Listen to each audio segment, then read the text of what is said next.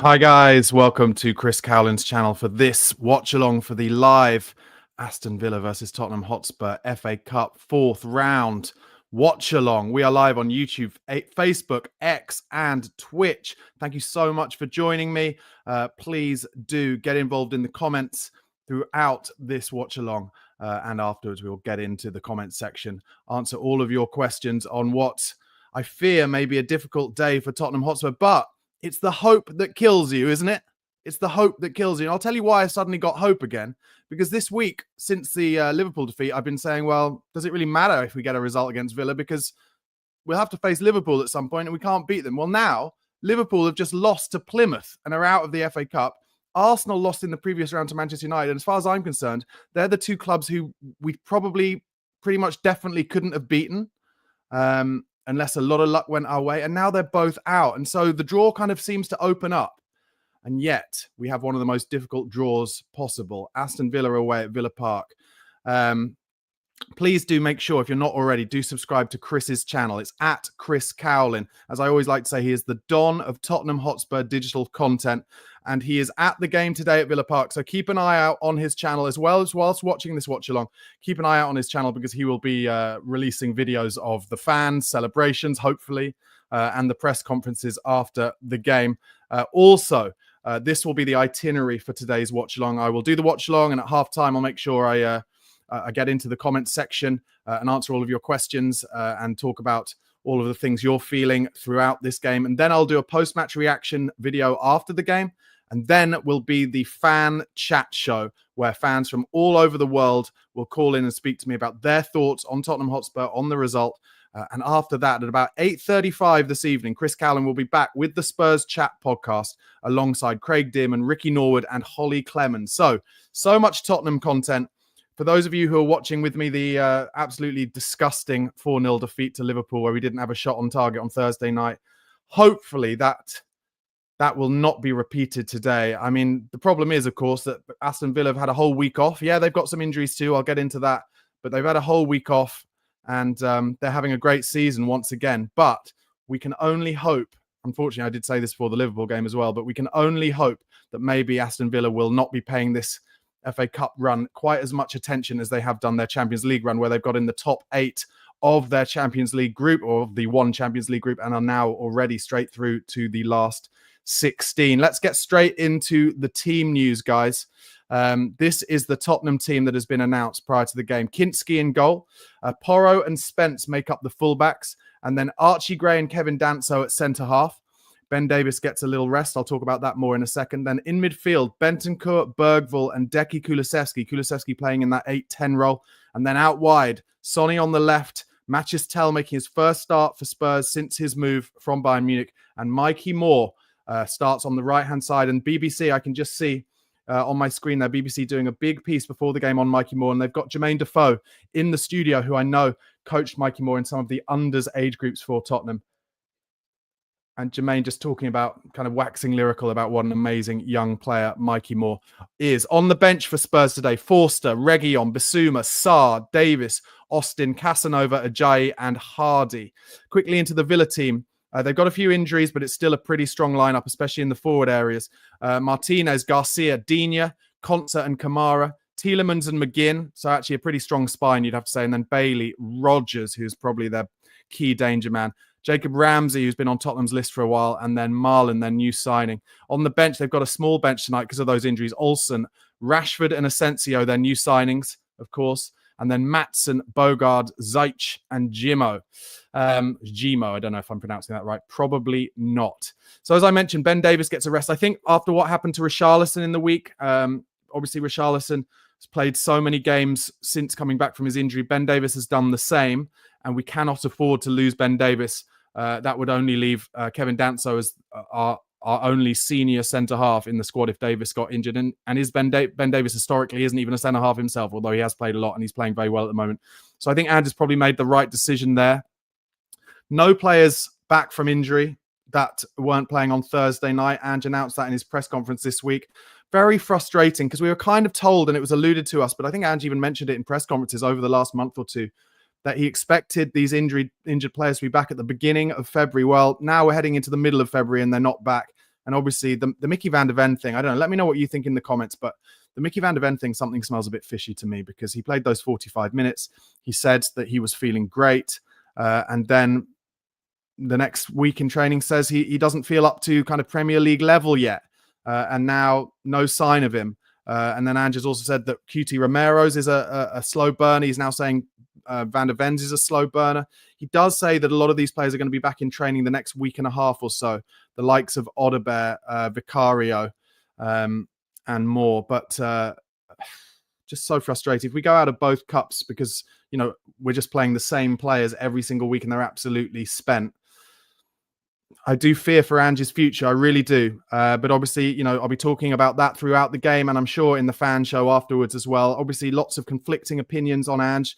I want to quote once again my feeling on it. I'm desperate for it to work with Ange Postecoglou. I love him as a bloke. I think he's got the right attacking instincts for Tottenham Hotspur.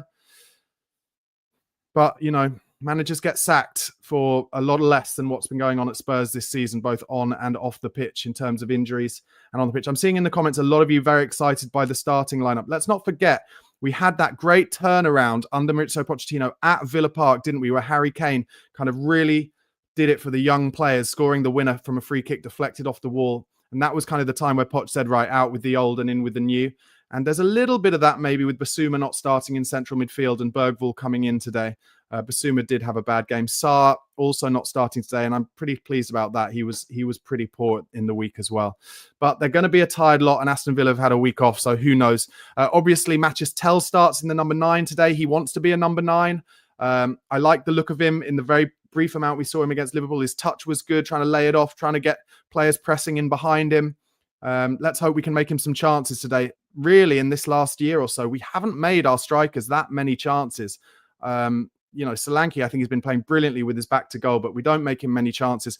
And the thing I fear about tonight is just the reality that Aston Villa will have watched that Liverpool game. They'll have watched the Palace game, the Ipswich game, the Everton game, and they'll know that if they just get in our faces, we are not very good at dealing with that. And if they press us high, and they've had a week off, so there'll be energy. But I hope that by saying all this, I'm proven wrong. Some positives. Villa have those injuries to Matty Cash, Ollie Watkins out, amongst others. Their FA Cup record is not great. And like I said, hopefully more important things to think about. Mikey Moore starts on the right. I like him on the right. I have to say, some people disagree with me on that, but I really like Mikey Moore on the right. He started on the right against Ferencvaros, which I still think is his kind of best game that he's had in a Spurs shirt. I like the way he likes to take his first touch inside and then drive narrow towards the box. So hopefully we'll see a fair bit of that. I like that Kulusevski will be playing in the 8-10 today, not kind of stuck out wide right. Hopefully he'll be able to get involved in the game more. However, he has looked absolutely spent recently, hasn't he? Really, really tired. Maybe he won't have to do quite as much running in that narrow role as he does outside on the right, but who knows? And I think more over and above everything, as we proved on the week, you know, if we just try and sit back, we're going to get dicked. So we might as well get on the front foot as Ange wants us to do. Let me know in the comments. I've asked this before, but I'll ask it again. Do you think in the last 2 games, the Brentford game and the Liverpool game, do you think that the players were instructed by Ange Postecoglou to play deep? Or do you think they took it upon themselves to play deep? And now Ange has been able to say to them, look, you play deep against a good team, you're going to lose anyway. So you might as well get on the front foot. Let me know what you think, but I'm hoping we'll see more front foot football today. Let's get into the comments. Tuan Vo, thanks again for your comments, a regular commenter. In the Langer interview, he stated that they are still recruiting players to suit Ange's style, so they're probably sticking with him until the end of the season. Gardu says, absolutely no player is expendable. Everyone has their role to play, and combinations are critical for fast attacking football. So that hurts Spurs due to difficulty in keeping lineups consistent throughout. Yeah, really good point. Yeah, I mean, certainly it's hurt us in our inability to play a consistent first team. That's for sure. But anyway, CO1396 doesn't sound like a Spurs fan. Says, are you capable or not? Ange will get sacked if you get pasted. Well, if we get absolutely dicked again, then I actually really do fear for Ange's short-term future. I don't know. Let me know what you think in the comments. Do you think if we lose tonight, Ange will survive and they'll give him till his first team comes back and till the Europa League? I'm not sure. I guess the fact that there's no replacement means that is a high chance. Sonny and John McGinn in the centre circle, just doing the toss-up. Players for Aston Villa who always do well against us. John McGinn, I feel like he always does well. And yeah, usually like Ollie Watkins, so I'm pleased he's not playing. Ginola, thanks for your comments. Says no Arsenal, Chelsea, or Liverpool in the cup now. We know how to beat Man United and City. We can win the cup this season. Just get through tonight. I said it at the top of the show, didn't I? It is the hope that kills you. That is the problem, isn't it? It is the hope that kills you. Well, hopefully tonight, Matthias Tell can do something for us. And also, I'm just praying for none of our players to get injured not more than anything else. I want us to win, but as Matt Richardson says, someone posted a comment on your video from yesterday, I believe it was, about certain players going on strike. Do you think there's any truth in that, Barnaby? I haven't heard anything about that. Let's see what happens. All right, guys, let's have a look and see.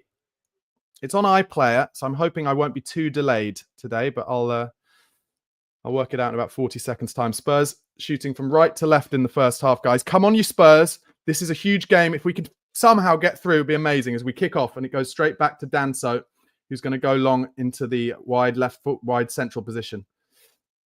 And Spurs lose that header. I mean, Villa kick it straight back through to Kinski. One thing that is going to be a problem today, of course, is holding it up in the final third. Okay, 1 minute 14. So I'm about a minute delayed. That is frustrating. But there you go. Okay, so I'm going to have to come out of the comments, but I will be back in the comments properly during half time, guys. Spence lays it down the line. It goes off. I mean, Tell at the moment looks like he's starting on the left. Can that be right, that Sonny's starting down the middle? Jesus. Well, anyway, I'm not sure about that, but I'm not sure how Tell will feel about that. He's been saying how he just wants to play in the number 9. Villa getting on the ball early and a big gap in the middle of central midfield. Early doors, and here they come. Spurs players all chasing. They're in down the left already here. Big danger. And it's a goal. It's gone through Kinski's hands. Jacob Ramsey, who I said is on Spurs' list. What on earth is happening to Kinski there?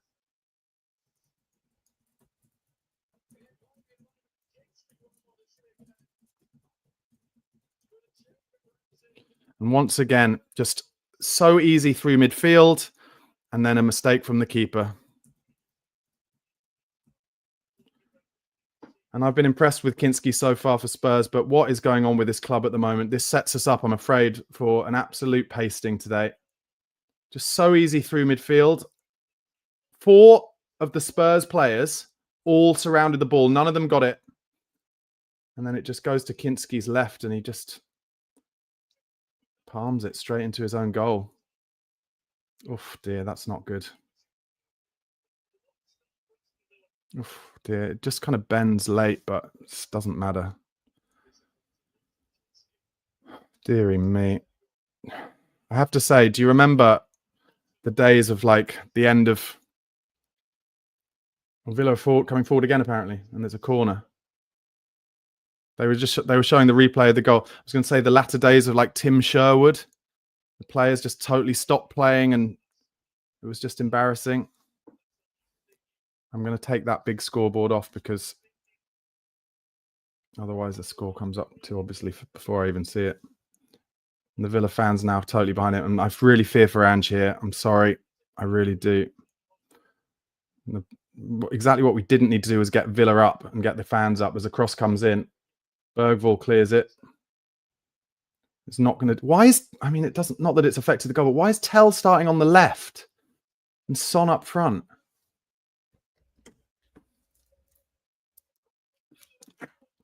Maybe it's because he knows Matty Cash is out and he thinks Tell can run at their fullback. Spurs just need to get into this game in the next 10, 15 minutes now somehow. Kulusevski gives away a foul. What is the deal with this club at the moment? The fans are absolutely behind this, into this now. I'm not excusing Kinski. It's kind of coming straight at him and then just right at the last millisecond, it kind of swerves a little bit and ends up kind of hitting his hip almost and flying in. But he should be just getting a strong couple of, like even a punch away for that would have been done. But once again, for me, it's just like the ease with which they got through the midfield. Just embarrassing.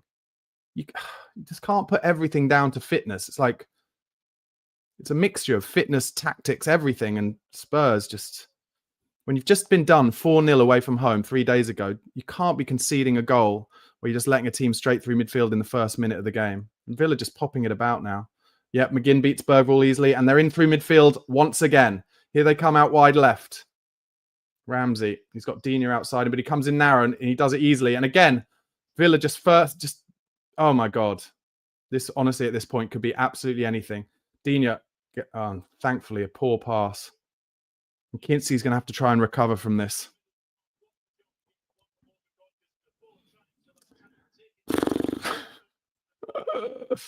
Tottenham play it short and Villa looking to press us.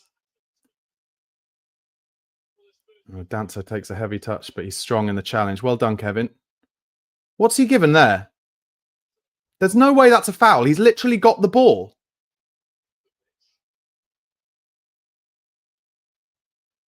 He's got the ball in his control. There's no way he's given a foul there, the ref.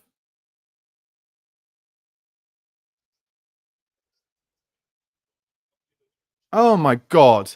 What? Oh my God.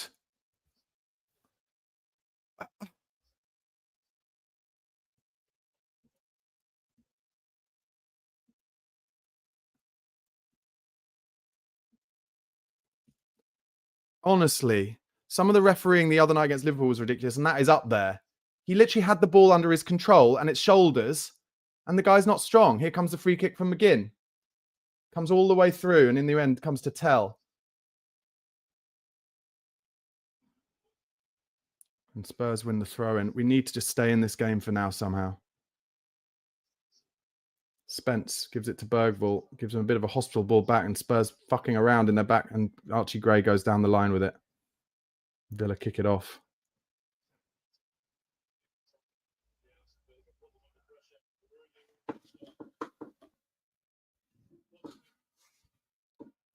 This is so ugly at the moment. And the Spurs fans, the away fans, really trying to help them here. And that was good there from Bentancur. And now Bergvall finds Kulusevski, and Spurs get on the ball for the first time. He lays it out wide to Mikey Moore. He gets his first touch of the ball, and Porro going outside, and Mikey driving forward, gives it to Porro. Porro comes back inside to Bentancur, and they slow it down.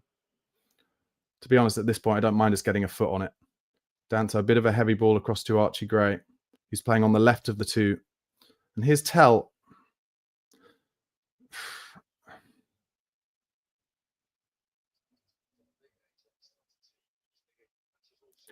Spurs just being pressed now back to Kinski, who lays it across to Kevin Danso. And you've got to say, any lingering thoughts that when Vicario comes back, he might not get his place back will have been destroyed by that mistake from Kinski, which has to go down as the worst goalkeeping mistake from Spurs keeper for quite a while. It's great. Lays it across to Danso,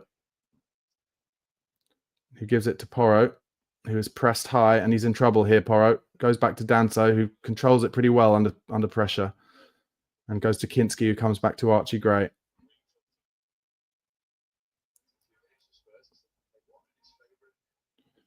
Just Spurs being pressed and trying to find gaps through the press. Oh, Danso nearly trips over his own feet and has to go back because of the Villa press. They're blocking out all of the passes into midfield at the moment, Aston Villa, which will be absolutely by design.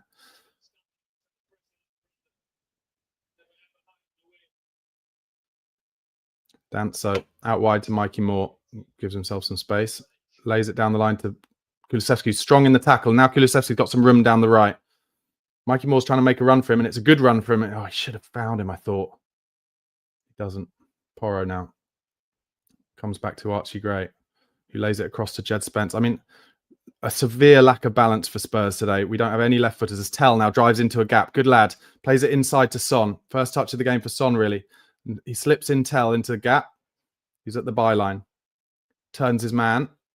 Tries to get a cross in. Good lad. Kulusevski gives the man a push at the front post completely unnecessarily, and that's a foul.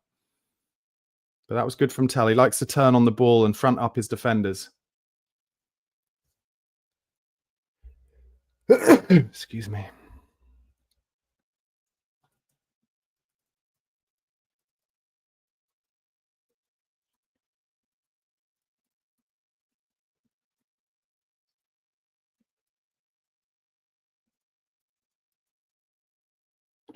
Long kick from Martinez. Well won in the air from Spence.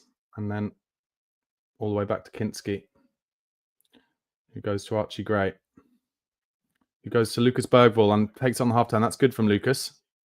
And he lays it across to Danso, who's getting a lot of time on the ball at the moment, Danso. He gives it to Mikey Moore. And it wasn't a great ball. It kind of came to his wrong side, and Mikey Moore tried to use his right foot. It kind of shanks off his foot off the pitch.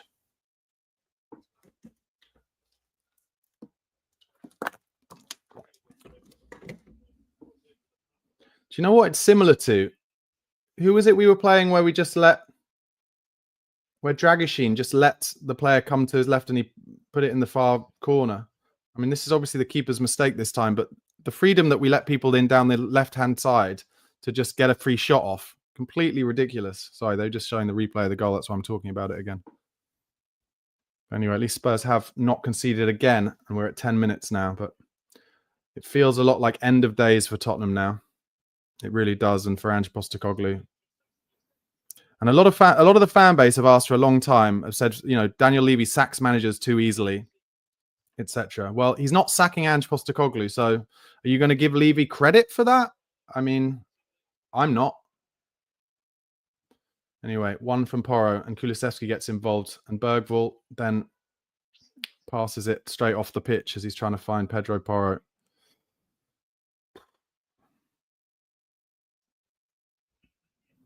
This team look absolutely knackered.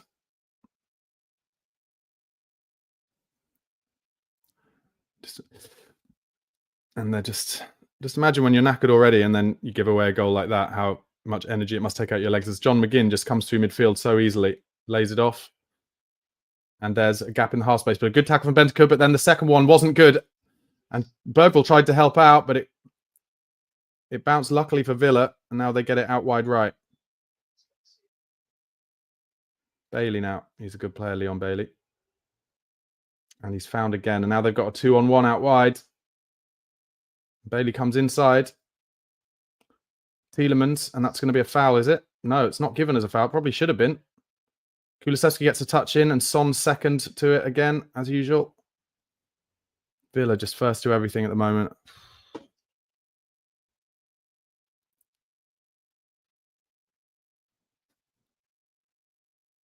Archie Gray doing well in central midfield there, but in the 50-50s, and this has been the case all season for Spurs, Tottenham just lose out most of the 50-50s, not strong enough, not physical enough down the spine. We're just bouncing off Villa players at the moment. And obviously fatigue will come into that as well. And they're just taking the piss here, Villa. Little back heel from McGinn to Concert. And the away fans trying so hard, chanting so loudly. McGinn now, so much space.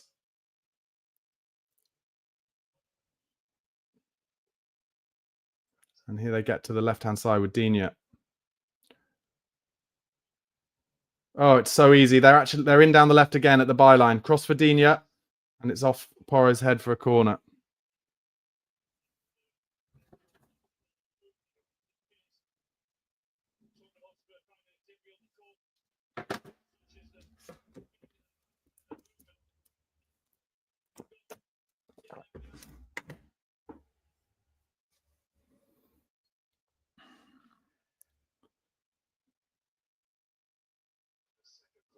It's going to be an in-swinger. Here it comes.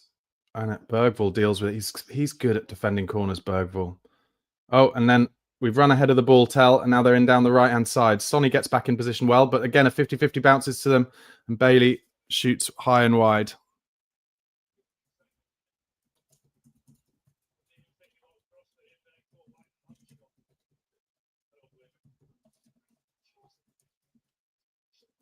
Kinski nearly let it under his feet there. Oh, dearie me. And then he's kicked it straight to Villa. They're in over the bar from Villa.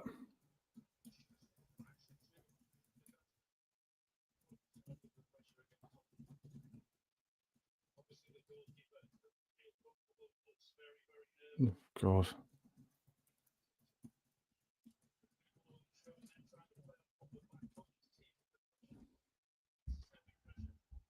And again, the narrative from Alan Shearer about Tottenham putting themselves under pressure. Listen, mate, every single team tries to play out from the back. It's just the way it is. But of course, after Kinski's made a mistake, he nearly let one roll under his foot there over the goal line. That would, if that had gone in, actually, I'd fear for his entire career. 1,300 of you watching at the moment, guys. Thanks so much. Make sure you subscribe to Chris's channel. At Chris Cowlin, also mine, at Barnaby Slater _ for daily Tottenham news, transfer news, etc. As ever, whilst the replay was on, Spurs have lost the ball and Villa just popping it about through midfield. It's like a training game for Aston Villa at the moment. They've got so much space in midfield. Bentancur can't get near them. Now they're out wide right with Bailey. And he's got the fullback coming to help him out as well. He cuts inside. He's going to have another dig. And this time, Kinski gets a strong hand on it to his right.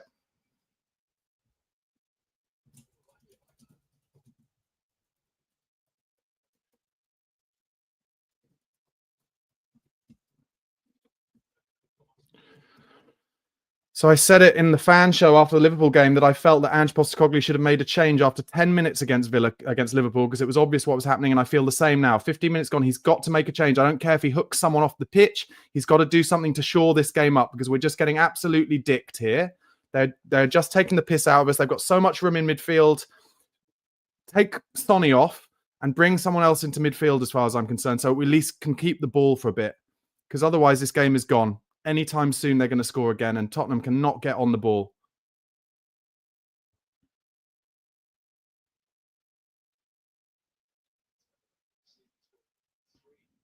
Villa just popping it around. Anytime a Spurs player does get relatively near the ball, he just fouls the Villa player because he can't get anywhere near it. So embarrassing.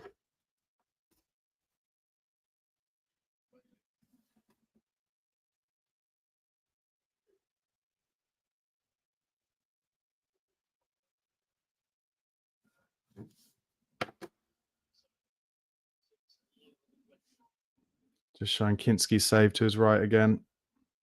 So a decent height. Spence actually got a little deflection on it, so it took a bit of pace off it. But as they're showing the replay, I can hear the crowd are getting excited, so something happening. It's a Spurs throw with Jed Spence. Tottenham, like in the Liverpool game, cannot get out of their own half.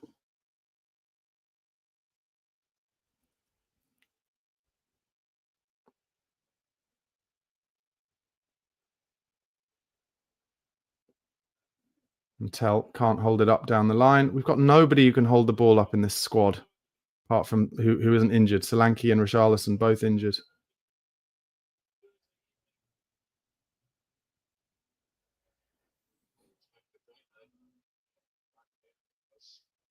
You're really seeing here the difference between a team who have had a free week against a team who are playing on Thursday night.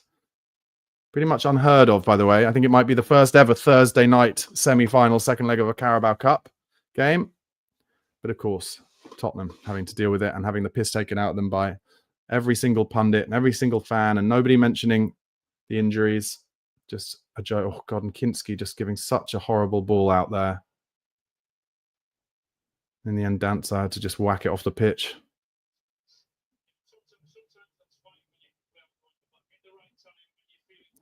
So Alan Shearer on CoComs is talking about Spurs, the narrative about Spurs not playing out the back. But if we play it long, like we were trying to against Liverpool, we lose every ball to Konsa anyway, just like we did to Van Dijk. Basically, we're fucked.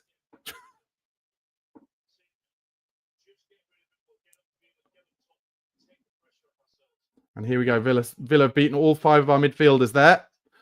And they're in again. He's going to shoot Tielemans. And it's just wide.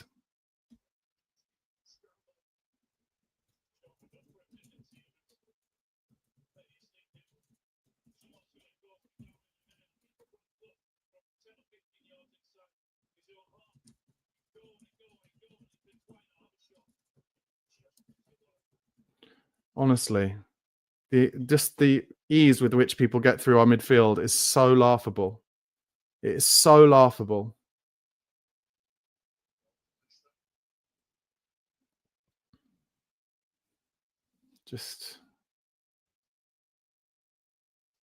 And the away fans, you've got to give it to the away fans. They are chanting so loud. So impressive considering what they're having to watch here.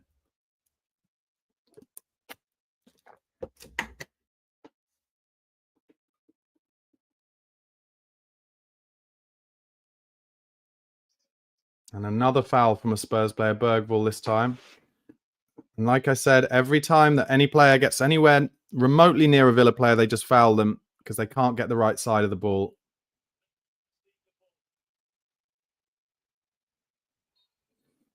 This Tottenham team are, honestly, it's so poor. It's so poor. Now the Spurs fans chanting Levy out.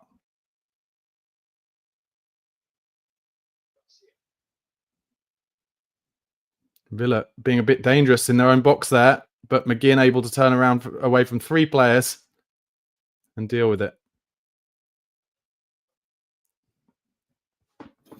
That's probably our best chance, is Villa to make a horrendous mistake and let us back in this game somehow.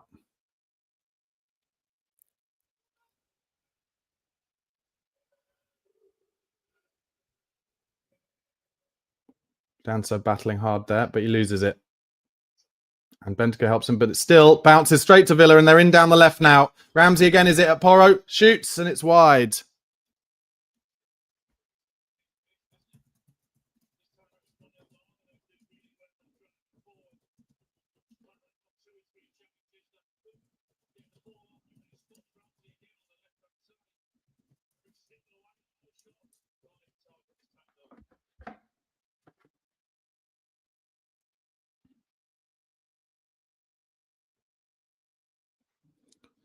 Chris Cowlin from the game has just tweeted that the Spurs fans are chanting, "We're fucking shit."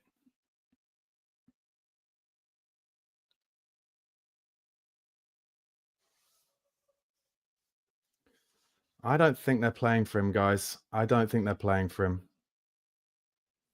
I think they're caught in betwixt and between whether to sit back and whether to try and play football. They haven't got the energy for any of this. Well done, Lucas Bergvall wins a 50-50 there. Gets it to Tell. He's got no options, so he chips it over the top. And Sonny, who was trying to run through and would never have made it, goes down and wins a free kick. So Spurs at least get a second on the ball here. Kamara fouls him. I don't know. Maybe, I don't know. Let me know what you think in the comments, but I just think Tottenham's players now just don't have a clue what they're trying to do. It must be demoralising just being beaten to every ball over and over again. Spence now. To Gray. To Danso, who's going to have to go down the channel, and he does. It's too much on it. It goes all the way to Martinez. And they cut to Daniel Levy. I don't know why Levy keeps going to the games. I really don't know why he does it. Like, honestly, just fucking stay home. Watch it on TV, you prick. It puts pressure on everybody.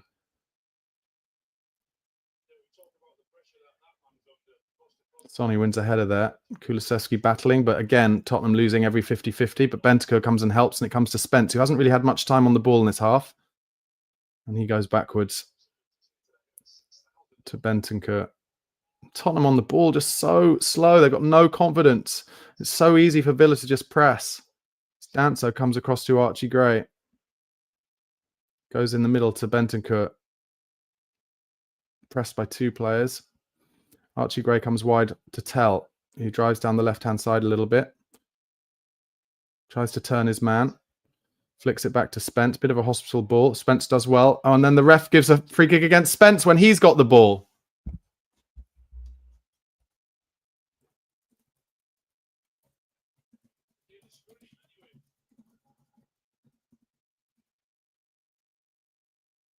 There's nothing in that.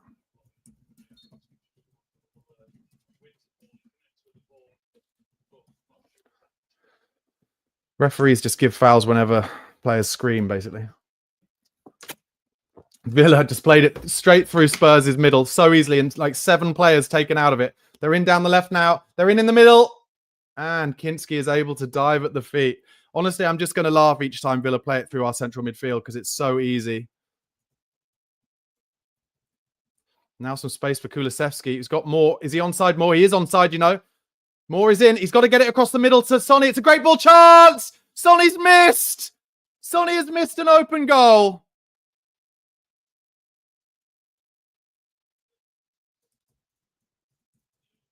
Brilliant from Decky to Moore.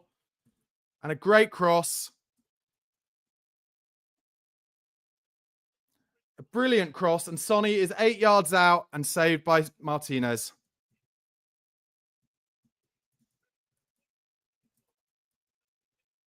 And we're not going to get many chances in this game. That sums up his form.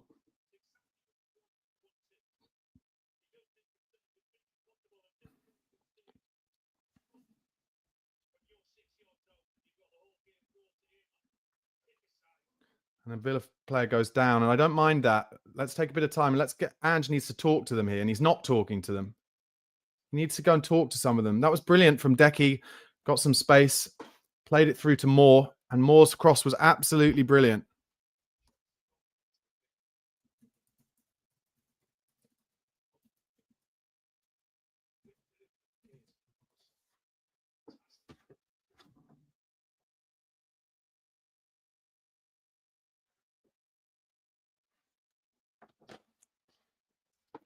Seeing as there's a break in play, I'll get in the comments. Mary McGee, thanks for your comment. I despair, I really do. Elite Baller Clips, firmly believe anyone else would have scored that. Lisa, I know Son's tired and playing a lot, but that should have been in. Yeah, Lane Onto says, why not Tell in the middle? I do not know. I do not know why he's put Tell on the left and Sonny down the middle. Eric says, everything that can go wrong is going wrong. Villa aren't even that good. God, Spurs are frustrating. Sean Ansell, Tell wants to be a 9. You've got to think Tell would have slotted that home. Back in the day, Sonny would have slotted it home too. Villa having to make a change.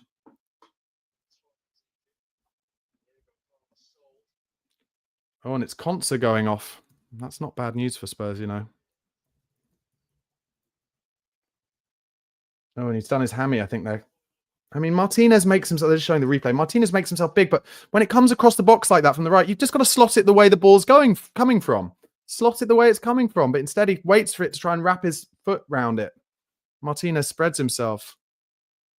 25 minutes gone. I mean, the only positive here is that Tottenham are somehow still in this game. Should actually be level, although Villa have missed so many chances.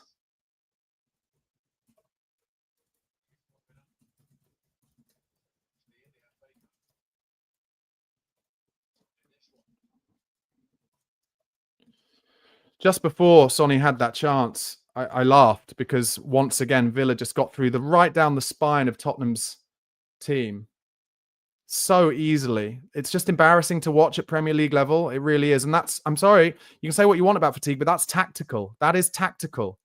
They're trying to press, but they're not good enough at the press. And maybe that's because they've got fatigue. So if they can't press and 5 of them are trying to go and get the ball and they all miss, and therefore Villa just with one pass get through the middle of midfield like every club we play. Oh, tell you what, Kulusevski's won it in the box there. Gets to the byline. Oh, tries to cross it and it's kicked out. This could be Spurs' best chance. Konsa, their best defender, I think, has gone off. By which I mean I think he's their best defender. And they're fiddling about with it in their own box. And maybe just a bit of belief from Spurs here because we made a chance. I'm desperate for them to prove me wrong, but this has been a horrible start. Porro with the throw. People vaguely moving around for it. There you go. He finds Bentancur, just gives a horrible ball back to him, and Villa kick it down the line. If you're just tuning in, Spurs 1-0 down after, what a surprise. Villa getting in down the left-hand side. And well done, Kevin Danso. Strong in midfield. And then he tries a paradise through ball to Sonny. And he's a centre-back, and he should have waited on it because he kicks it straight through to Martinez. And Jacob Ramsey, of course, Tottenham have been interested in for a long time, scores after a terrible mistake from Kinski. It goes straight at him, hits his hip and goes in. Danso goes through the back of Marlin. Another free kick to Villa. 6 shots from Villa so far, only 1 from Spurs. And the shot from Spurs should have gone in. Sonny, an appalling miss. And it does look bad on Ange because he's picked Sonny to play in the 9 when you would think Tell would play in the 9. And Sonny would play out left. It was a brilliant cross from Mikey Moore. As Martinez goes straight down the middle. Gray wins the first header. Who's coming for the second one? Decky. Oh, Decky Kulusevski's touch there was absolutely horrible. And now Villa are in. And it's 3 against 3. And they're going to be in down the right. Oh, no, he shoots. And he saves it, Kinski. And then he makes another save.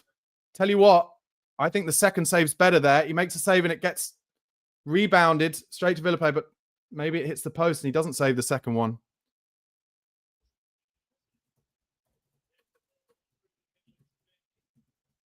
So it's Bailey with the shot. He makes a save and it goes straight to the play, and it hits the post and goes wide.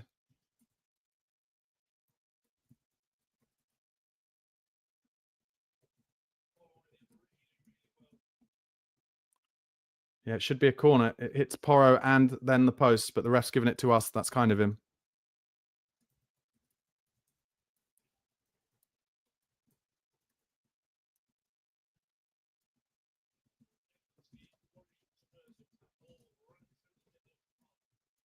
Yeah, Alan Shearer on CoCom saying another ball right down the middle of the park. And I have to say to Ange Postecoglou, like I said after the Liverpool game, he should have made a change early to stop that from happening, but he's not. And so far, Villa probably should have scored 4 goals from them just breaking through the middle of the pitch. And we're doing nothing about it. Anyway, long ball across to Tell, who falls on the floor. But he gets up quick enough to keep the ball. Good lad. Did well there, Tell, after a slip. Spence across to Bentancur. The reason they're getting in down the middle so easy is because he's playing Bentancur with Bergvall and Kulusevski. Kulusevski and Bergvall, you know, more attacking-minded players. Bentancur can't do it all on his own. Anyway, Kulusevski outside the box now. Tries a big old diag. And then Danso slides and loses the ball, but Villa kick it off. Do the throw. Just do the throw. Do it. Well done. Should have done it first time there, and we could have got it done earlier. Anyway, Bergvall now. Spurs getting a bit of the ball now. Rolls his foot over it. Cuts inside. Might have a dig here, Bergvall. Why not? Good lad. At least he had a shot.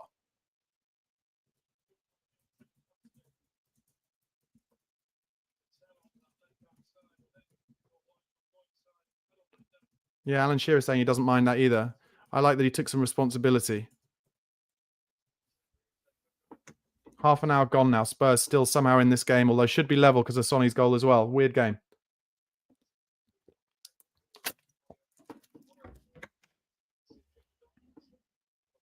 Martinez with the big long kick. Bentancur wins it. Porro with a lovely touch on the half-turn volley there. Gives it back to Bentancur. His first touch is good, narrow. Now he needs an option. And he doesn't have one and he loses it. And as a result, Villa are in down the middle of the pitch again with Rodgers. He's going to have a dig. And he does. Saved by Kinski.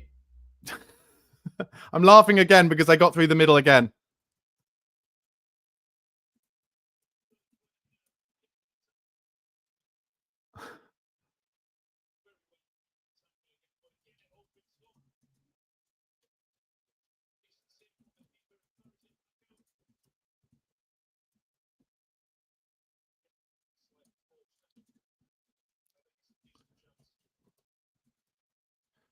Just laughable. This is tactical suicide from Ange Postecoglou here.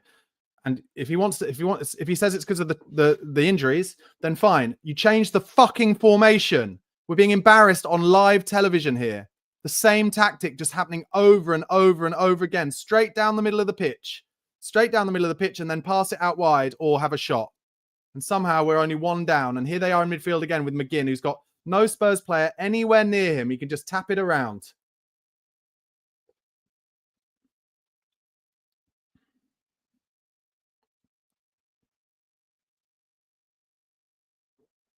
Our only hope here is that this is one of those crazy FA Cup games where one team should have put the game to bed, don't, and then get done on the sucker punch. 32 minutes gone.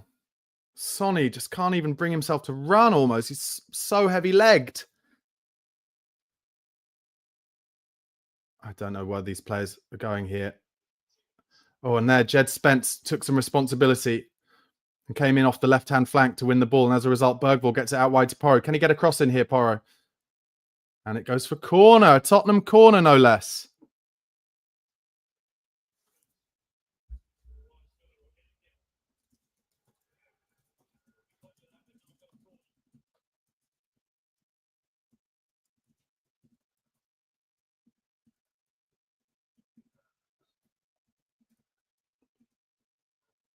And the Spurs fans trying to get behind him again. Porro's going to come with the outswinger here. All we can hope for really is that Bentancur or Danso get on the end of this. Here it comes towards Bentancur at the near post, but it's cleared by Tielemans. They're going to get the second one on it as well. This comes back to Spence, who's being pressed. When he tries to dink it over the top. Oh, good win by Archie Gray there, but Villa first to every 50-50 there. Except Danso does well. Spurs could be in here, but the pass is fucking awful.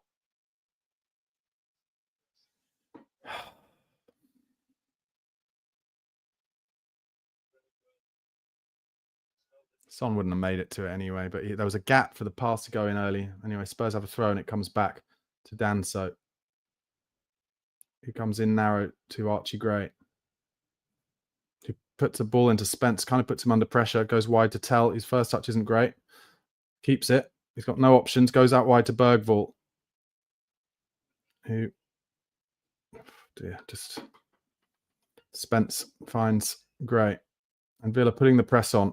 And Danso's going to have to go back to the keeper here, I would have thought. Yep, turns away. Goes back to Kinski.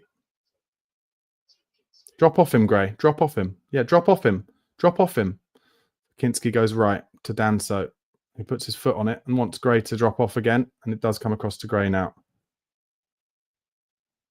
Not many players desperate for it here, but Archie Gray dinks one over the top and Tell trying to chase and gives away a free kick.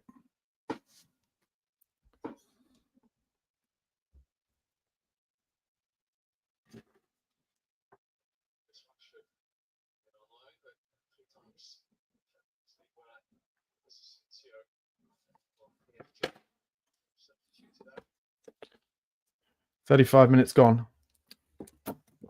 It's got to somehow hope we can stay at only 1-0 at half-time here. As Gray gives away a foul in central midfield. Or doesn't, ref doesn't give it. Bergvall does well. Lays it out to Porro, who tries a stupid through ball. And now Villa are on the transition and all of our midfield, bar Bentancur, are ahead of the ball. And they're in down the left. Fucking stupid ball that was never on.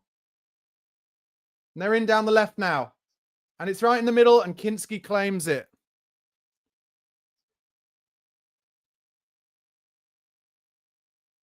Bergvall. Porro being pressed, so he gives it to Mikey Moore, who tries to touch. He does well there, Mikey Moore, wins a free kick himself. Good lad. 1,700 of you watching, guys. Thanks so much for watching. Sorry that I'm getting frustrated, but I'm sure you are too. Please make sure you subscribe to Chris's channel if you're not already.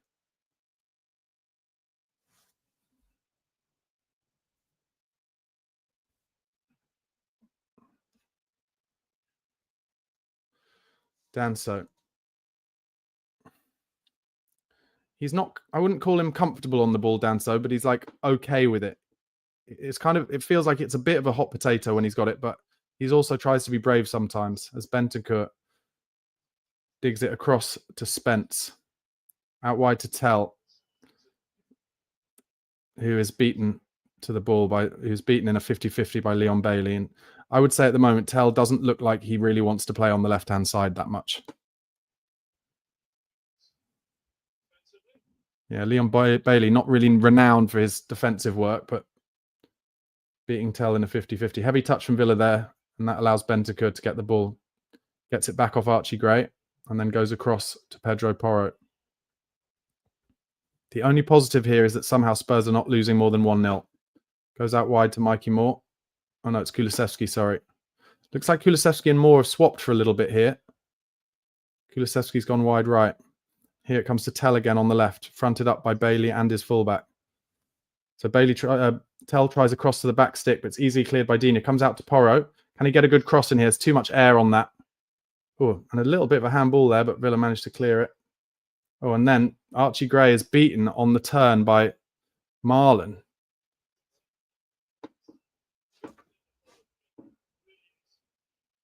And John McGinn trying to get him booked, Archie Gray, but actually he's being backed into there.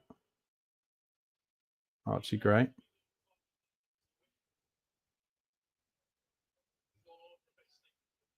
Of course, Alan Shearer saying it's Archie Gray who's in the wrong. I'm not so sure. He's being backed into quite heavily, but there you go.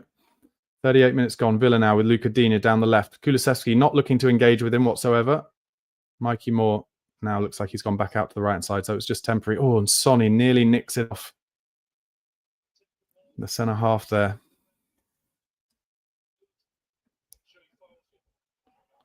Bergvall nearly wins it in. Spurs are getting a bit closer to nicking some balls in midfield at the moment, mostly through Bergvall as Martinez goes long.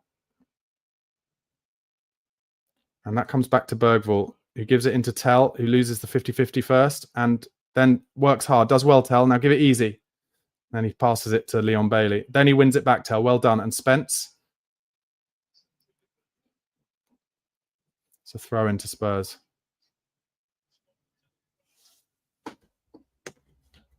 Archie Gray now. Out wide to Danso. Kulusevski offers him an option. I'm just going to say to Portland, who you keep coming into the green room, Portland, don't come in yet till after the game, mate. Okay, it is working. I'll see you after the game. Chance here for Son, but it comes out to Martinez. That was better from Spurs. Danso. He's driving forward a little bit, Danso. And he finds Tell with a good ball and then goes for a return from him. Good lad. And then tries it down the line, but it's too heavy for Tell. And that was a good example of the, he wants to be brave, but it's a bit of a hot potato at his feet. He drove forward with it and went for the return, but when he had to pass it, it wasn't very cultured. And they're just showing now the replay of what could have been another good chance, but Martinez's starting position was good there.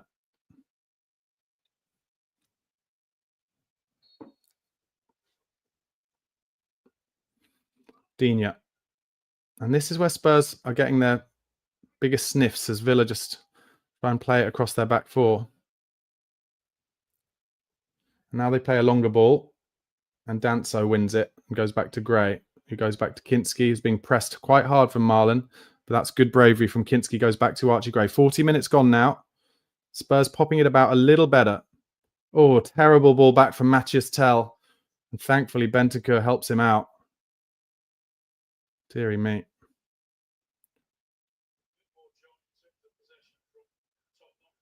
Bentancur rolls it out wide to Mikey Moore, who tries to play it round the corner. Nobody there, and it easily goes back to the Villa backline.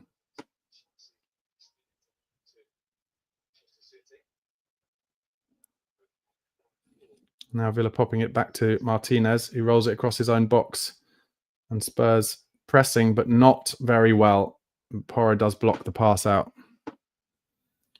1,800 of you watching, guys. If you haven't already, please do press like on the YouTube channel on this video. And make sure you subscribe to both Chris's and my channel for daily Tottenham Hotspur content. Although, who wants to watch Tottenham content right at the moment? It's ugly stuff, isn't it? Villa play a bit of a dodgy ball. Oh, it works out for them, though. Spence trying to get to it, and he dives in horrifically, Spence, and he's completely out of the game. And now Villa are 2 against 0 on the right-hand side. They're in down the right. Bentancur does well. Oh, but then his touch isn't great, and that's a goal kick. Bentancur really did well there, to be fair to him, after Spence made a really rash decision to rush in.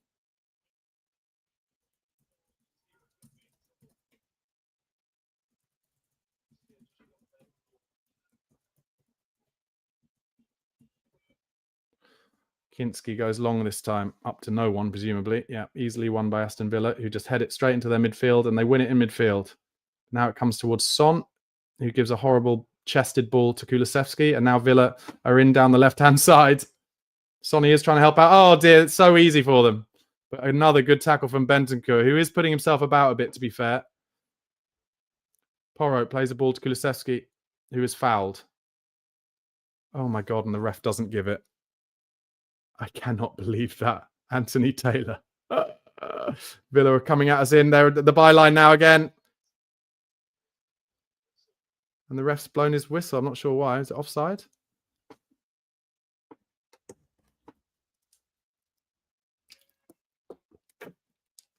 Must have been offside. Very lucky for Spurs there.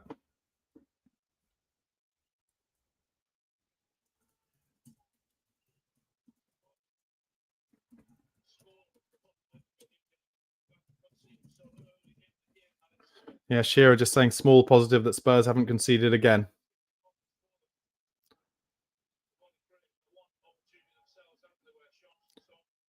Danso to Porro, who tries a bizarre crossfield ball towards Tell, and of course it doesn't make it. So the ball goes back to Martinez. Son presses Martinez, but no one's pressing with him, so it's kind of pointless.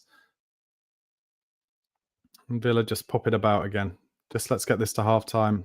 It's going to be a pretty boring half-time because I've got nothing to say about this game except pure negativity.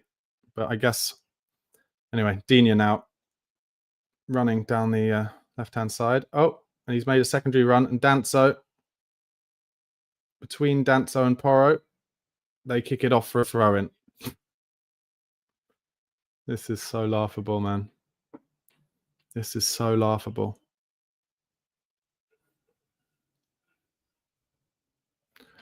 The best thing has been the Spurs fans who've been unbelievable. You just hear them. There's 6,000 of them watching this absolute shite.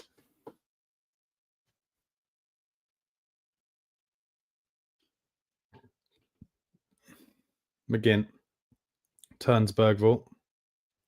Turns Bergvall again. And then just a very easy dink into midfield where Rodgers is completely free. Oh, it was Ramsey, actually, not Rodgers, I think. What do you think they say? What do you think Ange says in the Spurs changing room, like in training and between games? Do you think he's just like, I know you're knackered, mate. I know you're knackered. Just keep trying. Comes through to Kinski. Just watched a game earlier on where Plymouth, who, you know, don't have the level of like sports science and physios and everything that Tottenham will, but they put in a 90-minute performance with 11 players who are much worse than the Tottenham players against the best team in the world. Oh, sorry, Spurs have given it away. Liverpool are in. Oh my God, terrible defending. And it hits the side netting somehow. Spurs get away from it. Why didn't Kinski come out to get that? I guess because he gave away the penalty the other day.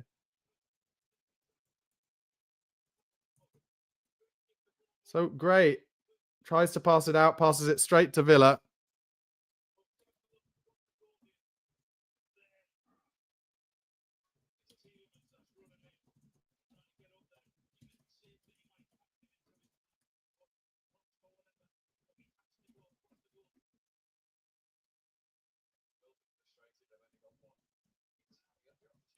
Oh. Oh, Tell's done well with the header there. Is he strong? He is strong in the 50-50 Tell. Oh, and a good little pivot. That's the best thing that's happened for Spurs all day. I could have given it easy there, but he does in the end. Into Kulusevski. Goes out wide to Moore.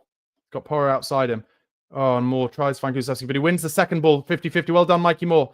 And then I think Moore should have taken it on. Jed Spence, chance for Jed Spence. Why not? Good effort. Straight down Martinez's throat.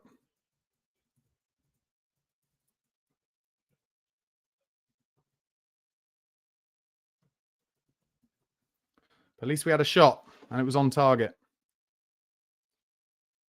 Came from Tell being strong in a 50-50.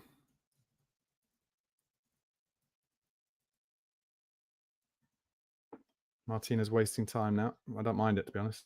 Oh, and he goes long with a really flat one.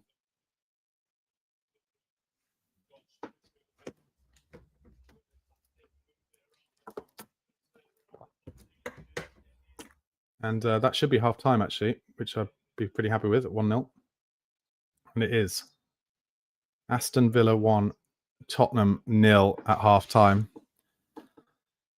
Oh, my God. I'll briefly go through the very little that happened in Tottenham's favour this half anyway. First minute, Jacob Ramsey scores for Aston Villa. And it started because Villa just ran straight down the middle of midfield far too easily. You could drive a bus through the gaps. 4 Tottenham players unable to get anywhere near the Villa players in central midfield. And then Ramsey is in down the left, has a shot. Why not? Goes straight at Kinski, hits his hip and goes into the net. Terrible mistake from Kinski, but the first mistake is in the tactics down the middle of the pitch, which then happened time. You're going to hear, as I say, the different chances Villa have had, where just time and time again, it's come down the middle. And I'm actually going to keep the co-coms on, the punditry on, because I want to hear what Jermaine Defoe and Joe Hart are saying. But meanwhile, 5th minute, Anthony Taylor gave a free kick against Danso when Danso had the ball and it was shoulders. Absolutely ridiculous. 8 minutes, I saw a little nice thing where Matthias Tell kind of fronted up his defenders, turned them a little bit. But I made a note, no idea why he's starting on the left with Sonny in the 9. I would have Tell in the 9. 12 minutes, I made a note, Spurs second to everything, can't win a 50-50 challenge. Bailey and Marlon hit the ball over the bar in quick succession of each other. Kinski nearly let the ball roll under his feet into the goal. Just from a pass back, he looks incredibly nervous. I guess not a surprise after his mistake at the start. He actually has 2 goalkeepers on the bench today, Ange Postecoglou. You don't want to see a goalkeeper get hooked, but weirder things have happened. 14th minute, Bailey shot strong save to his right. Good hand from Kinski, but the saves he's made this half so far, well, obviously he didn't make one in the first minute, and that was a mistake, but the other ones he's kind of palmed out into dangerous areas, but we got away with it. 17th minute, Tielemans, so easy through midfield, so easy, shoots just wide. 19th minute, in down the left again, Ramsey hits it wide. Spurs having lost 50-50s in midfield again. 22nd minute, free kick given against Spence when he had the ball. There's literally nothing in it. The referee being a bit of a joke. And then the 23rd minute, I've written that I'm laughing each time Aston Villa break through central midfield. Brilliant and then just a second after, Brilliant from Deki Kulusevski to Mikey Moore, who put in just the most wonderful cross. And Song Hyun-min has an easy chance, 8 yards out. And he just puts it where Martinez is diving to. So poor. 25th minute, Konta goes off, injured for Aston Villa. 28th minute, another huge chance. Bailey through the middle, save from Kinski. Rebound fell to a Villa player, hits the post. Very lucky. So easy for them to get down the middle of the pitch. 30th minute, Bergvall took some responsibility, shot high and wide. 31st minute, Villa in down the middle again. Rogers shot saved by Kinski. Rebound goes over the bar. 33rd minute, Spence took some responsibility to win the ball in the middle of the pitch, coming in narrow to do that. Otherwise, Villa would have been in again. 41st minute, rash from Spence. He misses a tackle, and Villa in down the right. Bentancur, who has put in a shift, to be fair to him. He's the only one who is putting in a shift really down the centre midfield. He saved us. 42nd minute, I've just written Spurs embarrassing all half. 45th minute, terrible defending as Archie Gray passed it straight to Villa, leads to a huge chance for them that they hit into the side netting. And then just in added time, Jed Spence had a shot that just goes straight down Emilio Martinez's throat, which came from Mattis Tell being strong in a 50-50. But overall, we've lost pretty much every 50-50 apart from that in the entire game so far. Men against boys. Again, we should be 4 or 5-0 down. I'm just listening to Joe Hart talking about the mistake. It's an emotion, Jay. He just wants that ball away from him. And it's, relatively speaking, we saw at the very end there, Martinez had a very similar shot, struck it. The goalkeeper is in perfectly control, knows what he's doing, and he just caught it. There's no doubt that he can save or do what he wants with that ball. But he just wanted it. Okay, Joe Hart is suggesting that the mistake for the goal led from the fact that it was so early in the game, that even though it was a ball that Kinski could easily have just held, because it was so early in the game, he just wanted it away from him. So he's trying to palm it away. And it's the wrong technique to do with where the ball comes.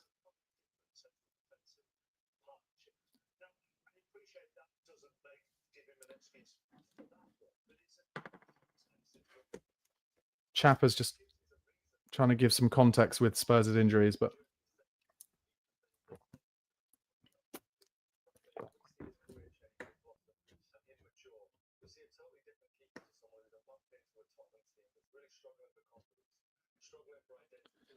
Joe Hart trying to protect Kinski a little bit, which you'd expect, of course. 2,000 of you watching now, guys. Thank you so much. Appreciate it.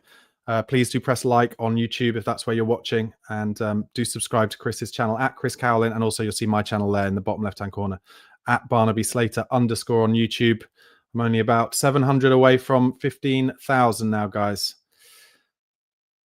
Scott Rozelle says highlights are making Kinski look poor. Frankly, Tottenham says we're shit, pure shit. That's true. Silence says, how come Sonny didn't score that? Yeah, it's fair to say. Phil C says, congrats to Plymouth Argyle. Yeah, agree.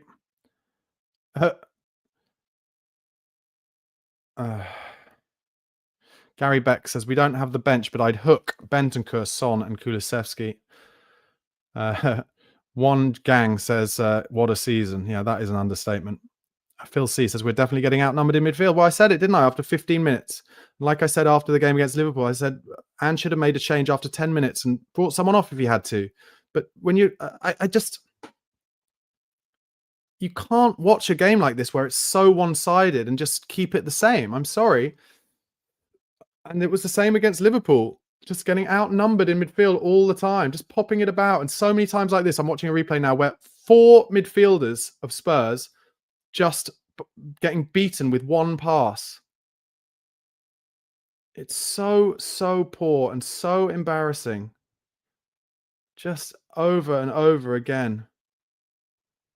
Deary me. Tarzan, same as Liverpool game, except Villa finishing is poor. Jory, thank you for the super chat. Tactical no-show, red zone coaching, media gaslighting, and spiral of destruction won't stop. He's the freight train at the end of the tunnel. Yeah, really good. Thank you so much for the super chat, Jory. Really good points. I mean, but I do not know where we go from here. Also, great profile picture, Jory. One of the most interesting things I've watched today, considering how we're getting absolutely rammed by Villa. Yeah, I don't know. We can't do it when we try and sit deep, and we can't do it.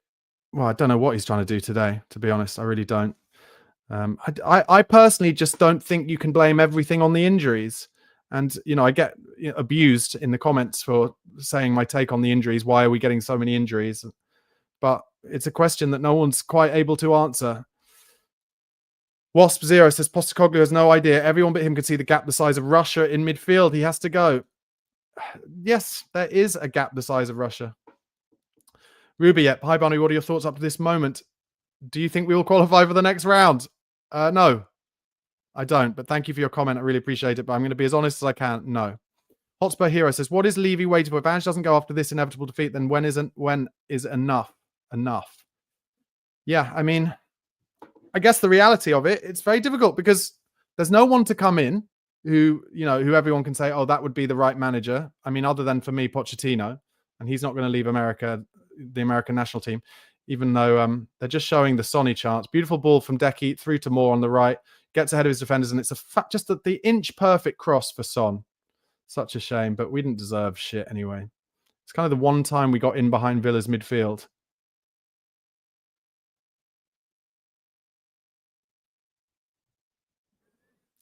I feel like Son's just concentrating on trying to get it on target rather than thinking that the keeper will be diving across there. 9 times out of 10 he scores that, but yeah, don't know. Oh dear. One Gang says, hey guys, we're going to win this. Second half we'll score 4. I'm loving that positivity. No, don't think so. Yori says, imagine if Poch had gotten half the backing of Ange. Yeah, we do have to talk about the stadium when it comes to that, obviously. But yeah, of course, hypothetically, yeah. Yori says, brings tears to my eyes. Just the only positives, guys, we should be 4-5-0 down here. 4-5-1, I guess. And we're not. And all we can hope is that it becomes one of those games where you're like, everything was against you. You somehow nicked it and your name is on the cup. At this point, guys, we are still in the FA Cup. Sunday, the 9th of February at 6:33. We're still in the FA Cup. We should be 4-5-0 down. We're not. So, surprise us. Ange Smith says Ange needs time. Listen, I'm not going as obvious as saying like it has to be Ange out, but all I'm saying is how long can it continue? Like, people will say, oh, he needs his first team back, get the injured players back. They're not going to stay fit. Richarlison can't stay fit. He can't play Ben Davies at the moment because he can't trust that he'll be able to stay fit and we need him. Probably Tell will get injured this half or something or soon. Tell isn't even being played in the number 9. He's letting Son play in the number 9. Sonny's been in terrible form. Can't hold the ball up. I mean, the reality, the most likely thing here is that Villa will score very early in the second half again. Tottenham won't come out of the blocks. Villa will score early, and then Villa will just knock it around like a training game for the rest so that they can kind of save their legs for the rest of their season where they're in the Champions League. They're battling for Champions League places, etc., etc. Gary Beck says, still don't think Ange is any danger. We can rubbish and palm it off, but that injury list is an absolute job saver. Yeah, I think the injury list helps him, but so does what happens with Amorim, I think. I've said it time and time again, but Man United getting worse since Amorim coming in is really saving Ange Postecoglou, I think. But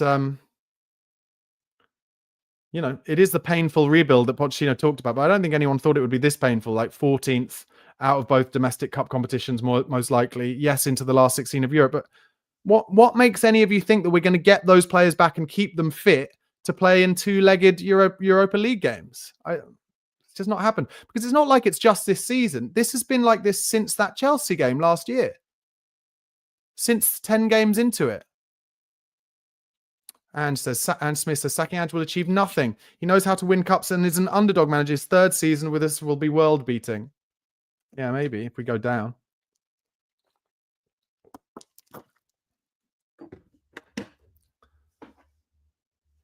Jack LeGros says, how can anyone call this a rebuild? Well, in terms of them changing the squad, it is. You've got to say it is because they got rid of 12 players in the summer or something? And they're trying to bring in players to replace all of those players who, let's face it, we all said shouldn't be at the club. The likes of Højbjerg, the likes of Dyer, etc., etc.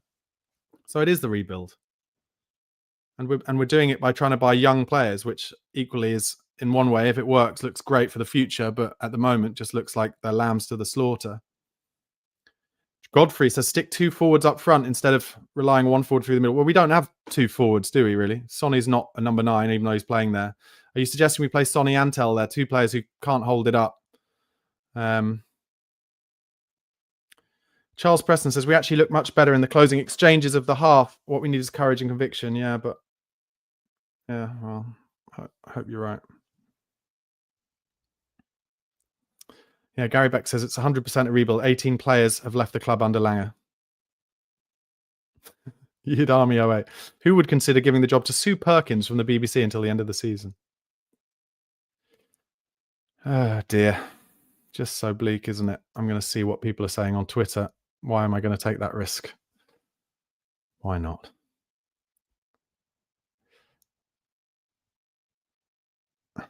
They've got a picture of where Porro was when the move started that led to their goal. He's basically 10 yards inside the Villa half. And it says he's being asked to play that half because that's who we are, mate. And they obviously got in down the left behind him. Alex from Bristol says this midfield being empty all the time, it's a tactical thing, right? Instructional. I'm not just being biased to my own opinion about this manager, right? Nathan from the Experience says it's because we tuck the full backs in a lot less now. Harry Scarf says, better end to the half, showed some fight and the likes of Tell showing bits of quality. Overall, a poor half. Villa have dominated. Ange needs to change that midfield, though. Yeah, what's he going to do to change it, though? What, bring on Basuma and Sarr, who were just absolutely horrible in the week? I don't know. So, the away end, apparently, Chris Cowlin says that the away end booed Spurs off the pitch at half-time.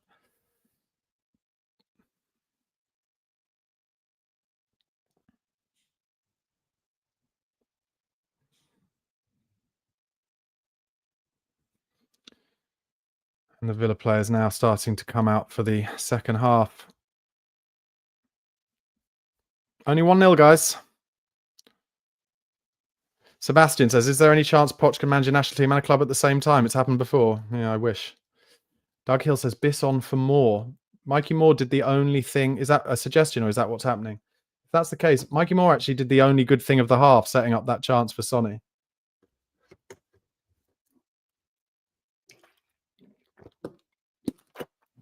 Doesn't look like Moore's coming out. Yeah, Moore off for Basuma, Kulu out to the right. So he's trying to shore up the midfield a bit, which I guess makes sense. Basuma's got to do better than he did the other night.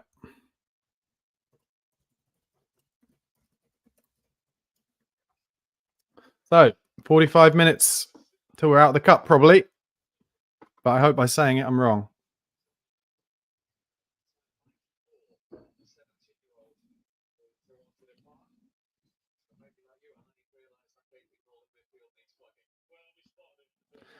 So they're talking about how the gaping hole in midfield needs plugging. Why has Ange waited till half-time to do it?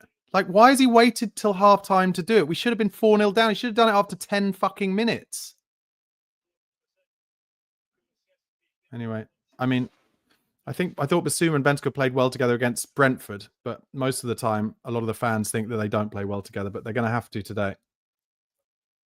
The game kicks off. Villa 1, Spurs 0. Midfield now, Basuma, Bentancur and Bergvall. Kulusevski goes out to the right. Son stays central.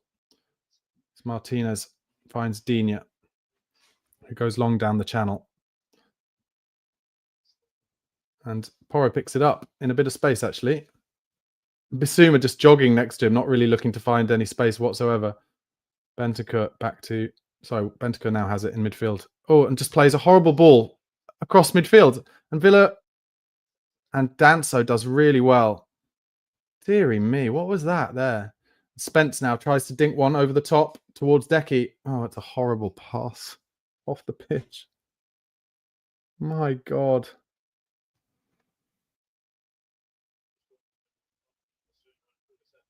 So Danso did well there, kind of saved us, but then almost played himself into a difficult position, then stands on the foot of Leon Bailey, I think it is. And then Spence has a lot of space in midfield and could just dink it over the top to Kulusevski, but puts too much on it. I feel for Mikey Moore. Literally, you know, the one occasion where we put him in the kind of position where he's good, he played just the most unbelievable cross, but doesn't matter because he's taken off.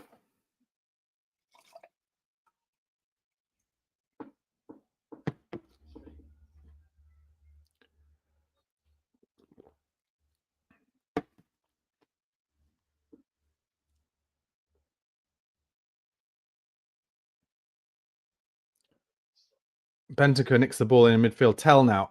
Oh, does beautifully, but then a step too far. But then, Villa again winning all the 50-50s. Bergvall makes a foul in midfield. It's probably about his fourth foul.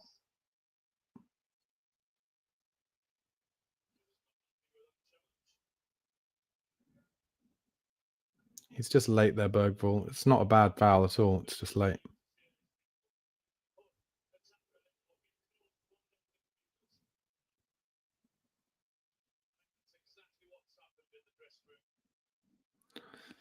Alan Shearer saying he thinks, Anne just said, is any midfielder going to get close to one of theirs? And that's why Bergvall's fouled him. But actually, Bergvall was fouling them all first half. We all were, because we couldn't get close to them. So just hacking them down. It's just continued. Spurs fans again chanting. Tell not getting in this game at all at the moment. I have to say, it's only my opinion, but I feel like Tell is like, I don't want to play wide left. So it's kind of not really getting in the game. Well done, Kulusevski, getting in the way of Digne there and rolling him well. And then rolling him again. Brilliant from Decky. Has to lay it off there to Porro.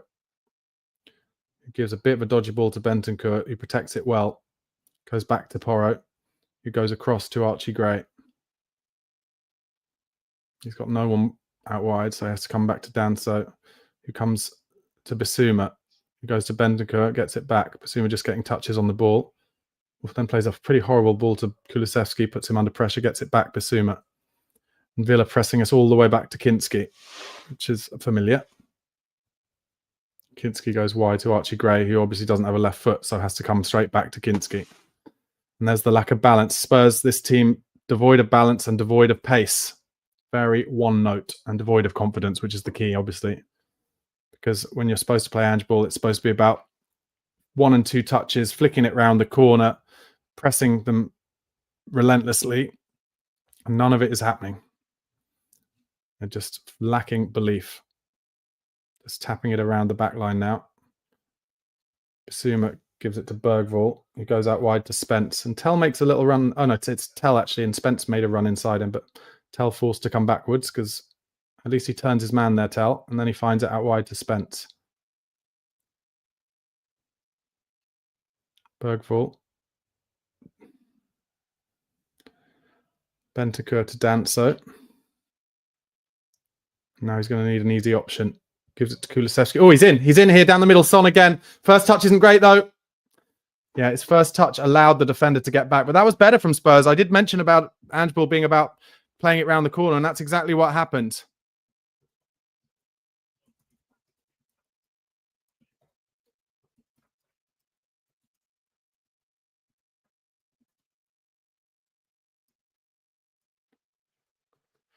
Sonny just didn't have the pace to get away from the Villa defender there. Corner. Flicked on at the near post and then cleared easily by Villa. Comes out to Jed Spence. He goes out wide to Tell. Spence has made a secondary run and now Tell has a chance to dink it. Lots of Spurs players in the box. And that was just over Bergvall's head, and Digne in the end has to head it out for a corner.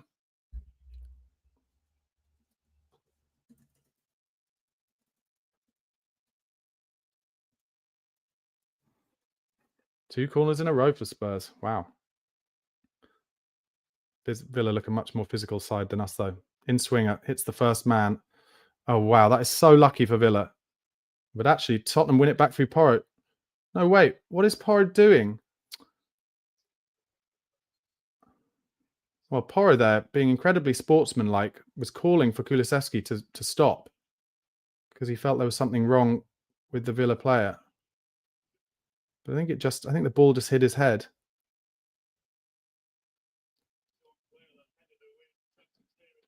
But in the end, Kulusevski tried the cross and just dinked it up to Martinez anyway. So Villa will have the ball.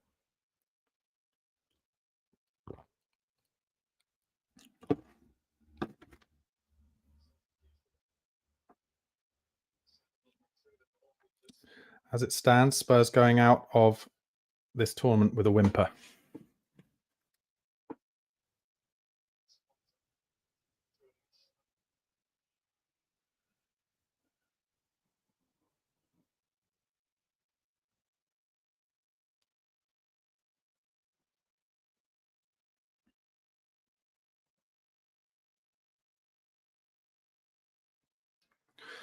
Villa player is still down. 51 minutes gone. Let's see what you guys are saying in the comments. Stephen Wilson, has Werner been coaching Tell? Morgan 1882, at least we're flying in the league.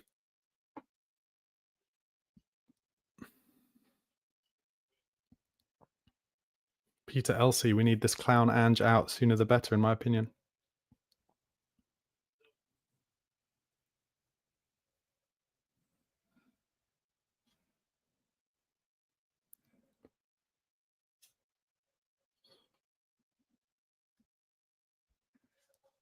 Now, Spurs fans singing the I Don't Care About Levi Kulusevski song. Hopefully that'll give Decky some, I don't know, motivation.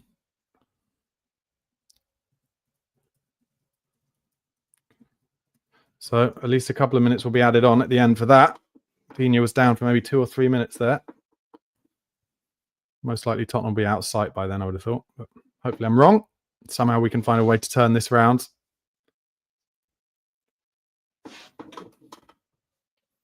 Martinez with the big, long kick down the middle. Danso wins the header. Tielemans easily wins the second one. Villa get the ball down. Son and Tell press. But Villa get it across the middle quite easily. And then Kulusevski, an important touch there. Spurs get the ball with Danso. And he finds Bergvall. He's got a bit of space in the inside left position. He has to turn away. Bissouma to Bentancur, who's pressed. But turns away well to Danso, who's going to give it to Porro. Will Bissouma try the big diag? He doesn't. Comes around to... No, he doesn't. He goes to Porro down in the half space. And Porro does well to beat his man. Can he get a good cross in here, Pedro? Gets to the byline, cuts it back. It's a good ball. Chance for Son. Lays it off to Bissouma. Blocked at the near post. That was a good chance for Spurs there.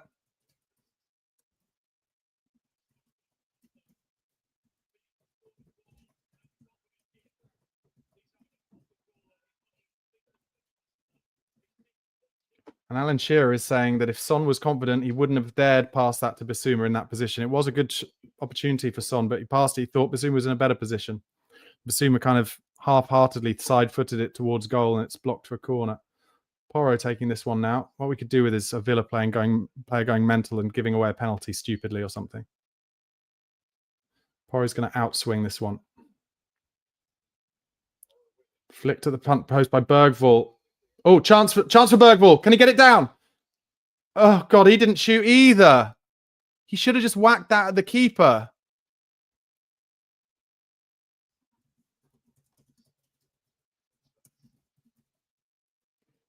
Oh, good ball up to Danso, but he can't lose that. Oh, he's caught up the pitch here.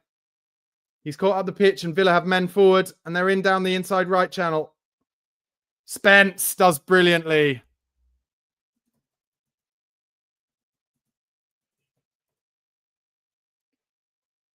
And Spence fouled, but not given, of course not, by Anthony Taylor.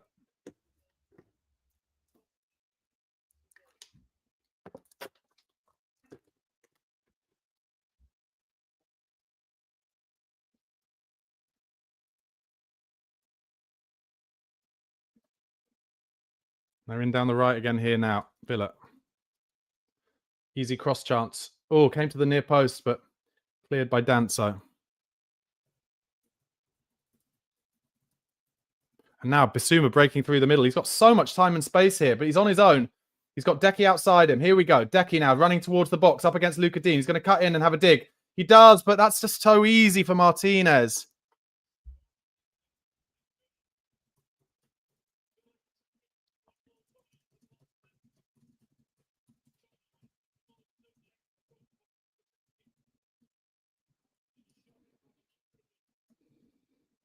Spurs getting a bit more on the ball now, it is fair to say, with that midfield shorn up a bit. Bentancur gets a big touch in there.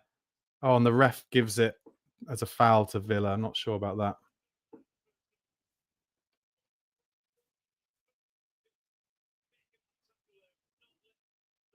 Bentancur got a foot on the ball there.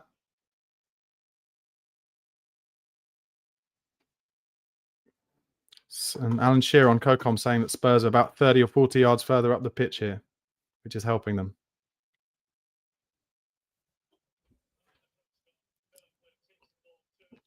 And it has definitely, Spurs getting some chances, has definitely motivated them to work a bit harder on the press here.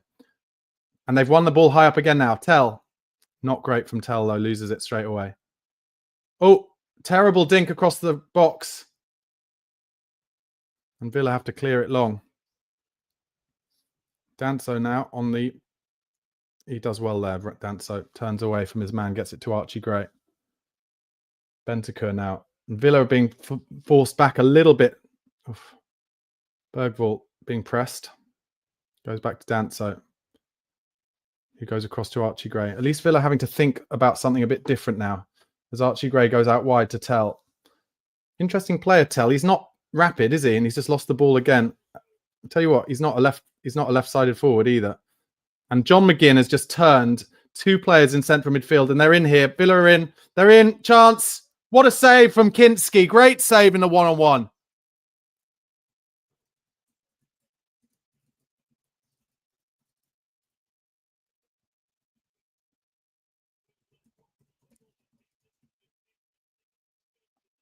It's a great save from Kinski. Made himself big.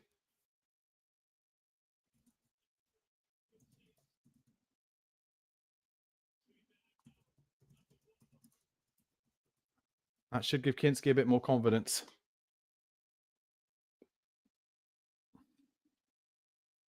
Obviously, the chance came in behind Porro again.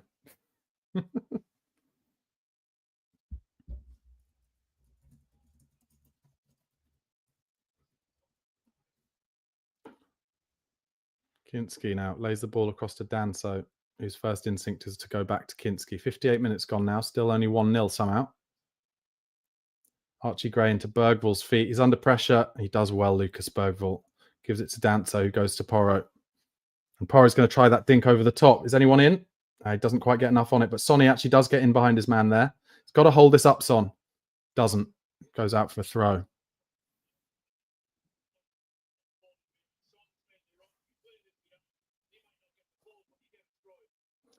Comes to Bentancur.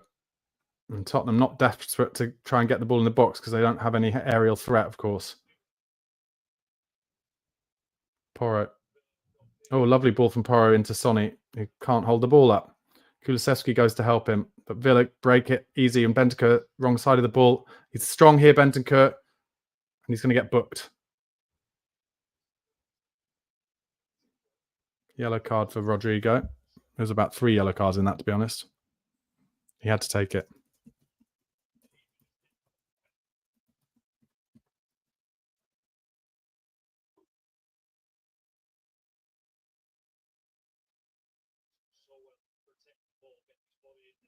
Morgan Rogers, a player who was on Tottenham's lists. They chose not to go for, let Villa do it, and he's brilliant.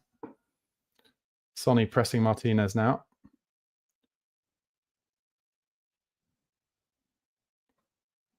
Danso heads it out.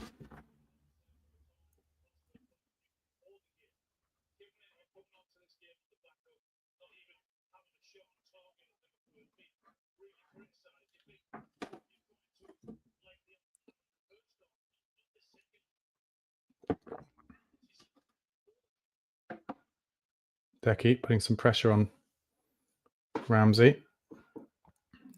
Villa playing it across their back line again. Spence putting the press on. Tell, I don't know, he hasn't played a lot of football, I guess, Tell, so we'll give him some credit, but he's blowing a little bit, I think it's fair to say. Half an hour to go now. Spurs are going to have to do something special to stay in the FA Cup, I'd say.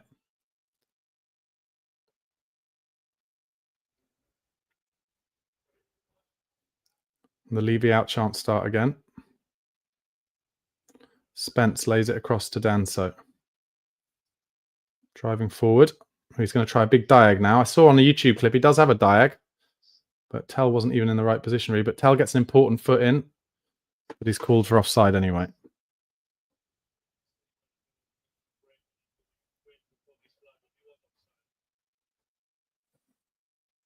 Oh, just one pass breaks through the middle of Tottenham's midfield.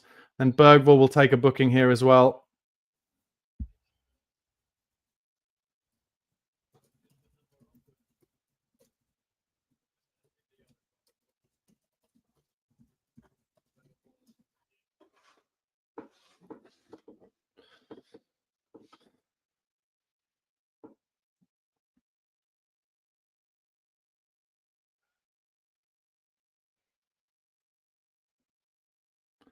So free kick for Villa, pretty central. Probably about 40 yards out. A bit more maybe. They're just taking their time over this, and they're going to...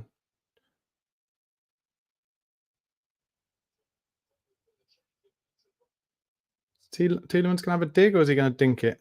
He's taking so much time over it. Just lays it out wide.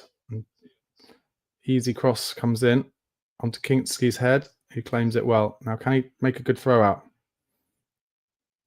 God, he could have done that so much earlier. Finds Kulusevski. He actually gives Kulusevski a horrible ball. Goes off for a Spurs throw.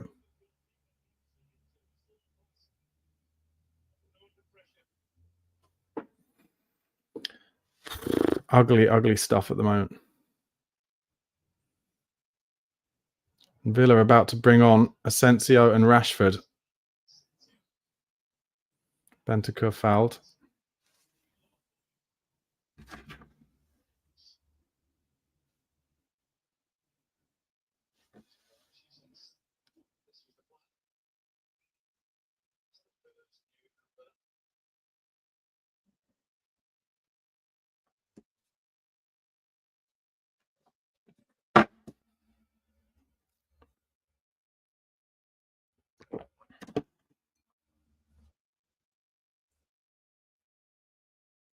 Archie Gray.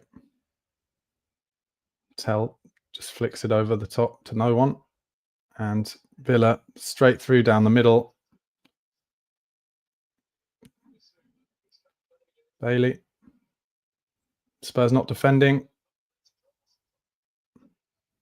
2-0. Morgan Rogers.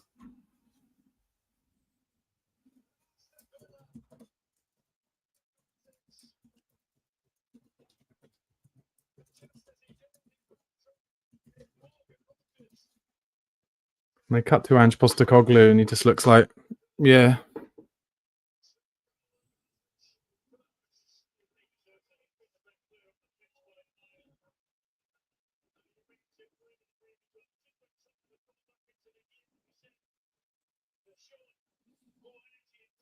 So Archie Gray has it. He goes down the left. Tell just plays a nondescript ball straight to their centre half. One flick by McGinn. One pass in behind Basuma. Marlon, wrong side of Basuma, just finds Bailey, cuts in, and then Spurs just not tackling anyone. Back to Marlon, across the front. Porro clears it off the line. Rogers right there. Just ugly, ugly shit from Spurs.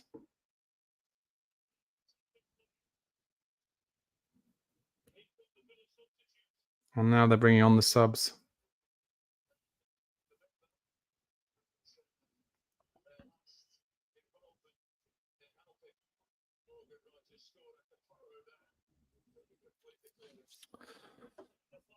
See what you guys are saying in the comments about that. Still no tactical change. This team is an effing disgrace, says Graham.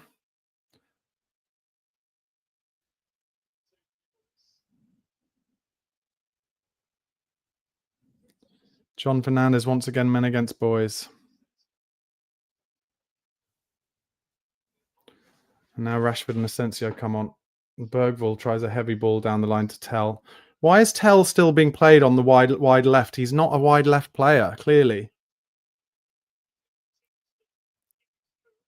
You can guarantee Rashford will score in this last 30 minutes as well.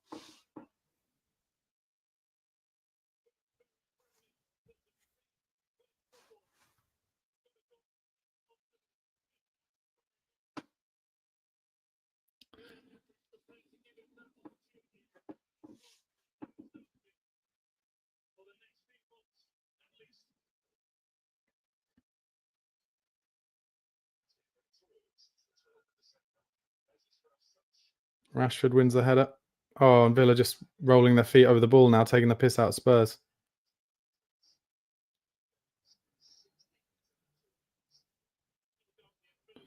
Oh, and Danso has a head injury. Brilliant.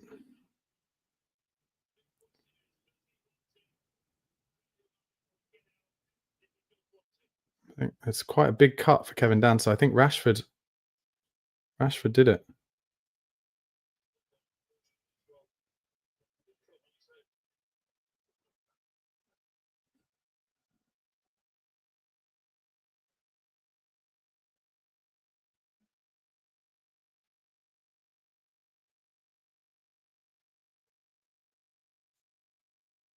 Rashford elbows him. The point of his elbow on the top of his head.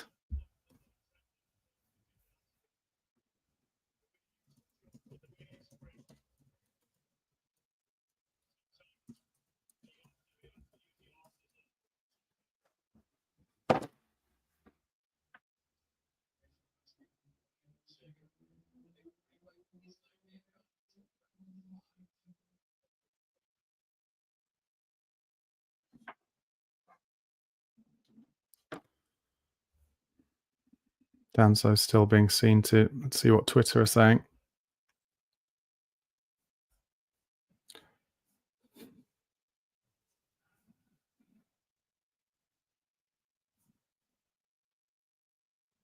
John Harvey says, Ryan Mason, get your big coat to the dry cleaners. You're up.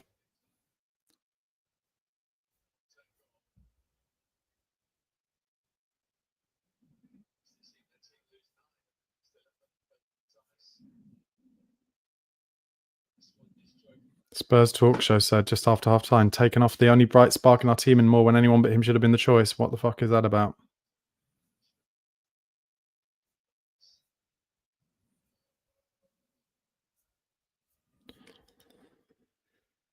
This is not a lot of fun, guys. Not a lot of fun at all. I texted my friends after the first goal, said I think this will end up being 5-0 for Villa. Now I think it really depends on Villa. If they choose to try and have fun, it might be 5-0, but if they choose to take their foot off the gas just to save legs, maybe it'll stay at this, but you would have thought Asensio and Rashford will keep trying to get forward. They're in down the right here, Villa.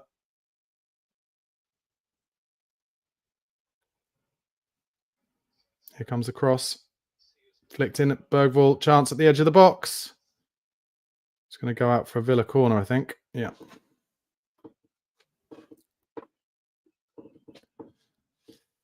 All our eggs have come home to roost in this last week, I'm afraid. In this last 4 days.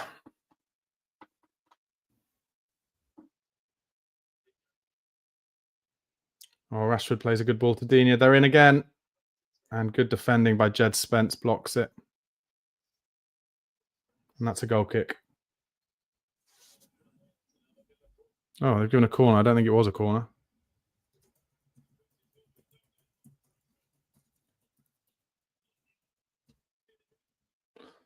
Rashford looks up for it.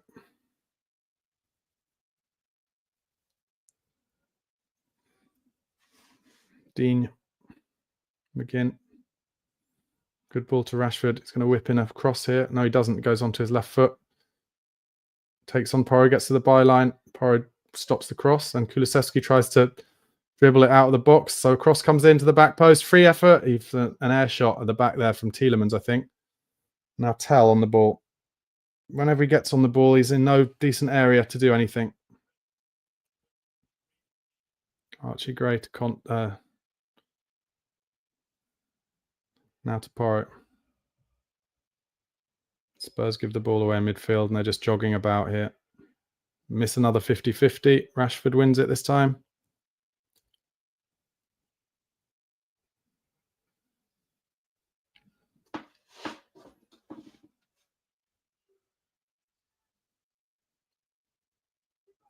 And Basuma, since he's come on, literally just jogging around, really. You can see he's really just paying lip service to it. They all are. Honestly, I promise you they don't give a fuck. Asensio back heels it. And then there's another nutmeg.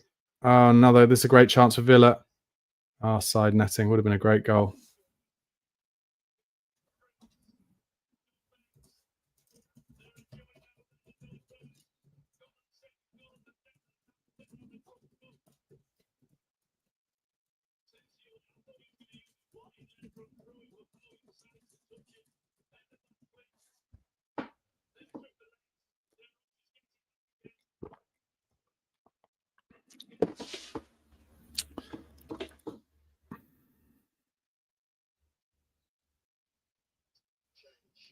Spurs making a change. Pat Matassar for Rodrigo Bentancur. Oh, we've lost the ball already. I don't even know what happened there. Oh, and Sonny now has finally gone to the left and Tell down the middle, I think. But Villa just waltzing through the middle of our midfield.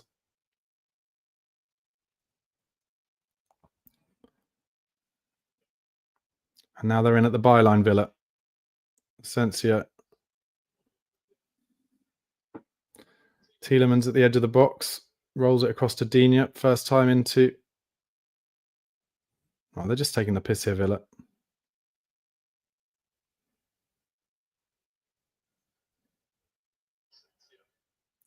And the Olays have started coming from the crowd. Tottenham just having their pants pulled down.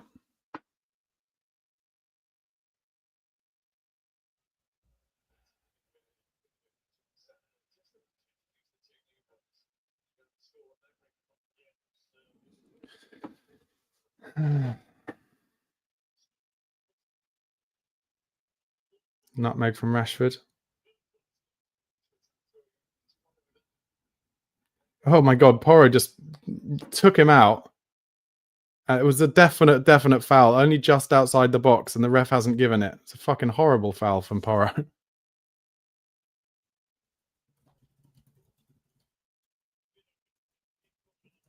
This referee is so bad. Watch this.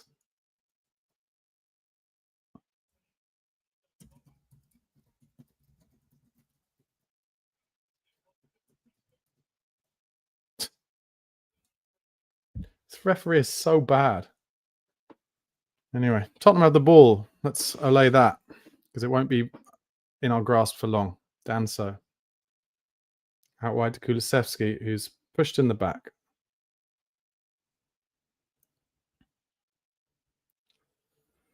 How's the post-match interview with Ange going to go? It's going to be looking at the floor and be like, oh, look, mate, you know, I don't know how many times I can mention this, mate, but got a lot of injuries, mate. And, look, we're in a tough spot.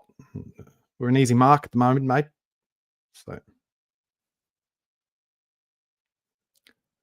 you think the Plymouth team who played Liverpool are as good as this team? Because Plymouth beat Liverpool. I know Liverpool had a B team out, but they're a team of kids and players who aren't at the top level, and they all put an absolute shift in. Tottenham don't put shifts in. Tell loses the ball. And frankly, if they're all so tired that they're not able to put a shift in, then put an academy team in who will put a shift in.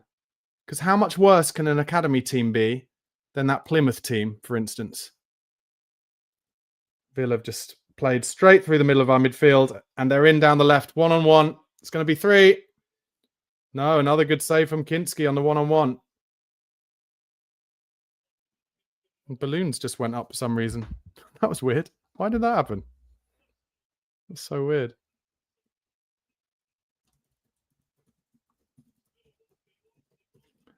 And Bergvall's down on the floor.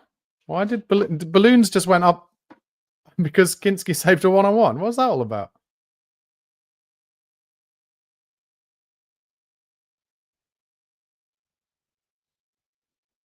Just the ease with which Villa can get in.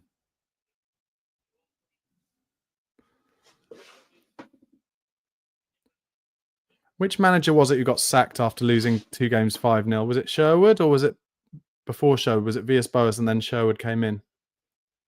Can't remember, but that's it. That's where we're at, end of days. And I have to say, it was end of days about 4 games ago. And we were all like, no, we got the Carabao Cup semi-final. We got the FA Cup. Well, not anymore.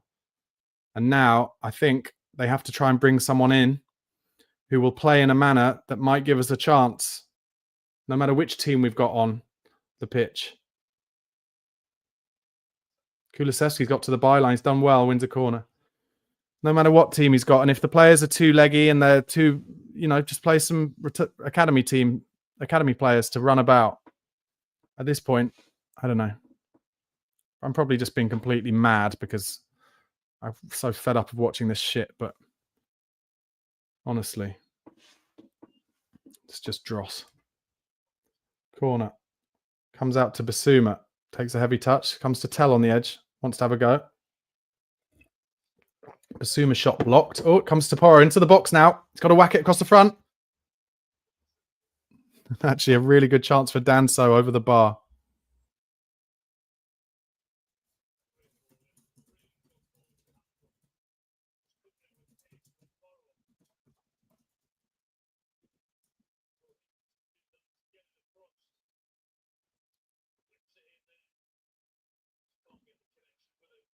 He's 3 yards out. That's difficult.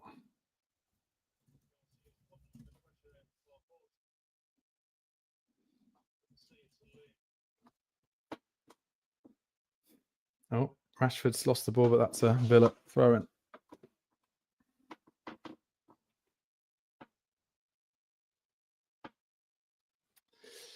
12 minutes to go, but there'll be some added time. Nearly 3,000 of you watching, guys. Thanks for your support. Make sure you subscribe to Chris's channel and mine.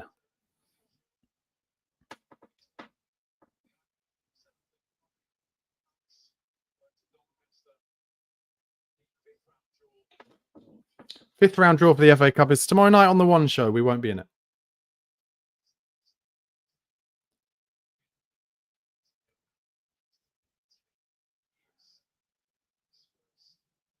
Villa haven't reached the 5th round for 10 years.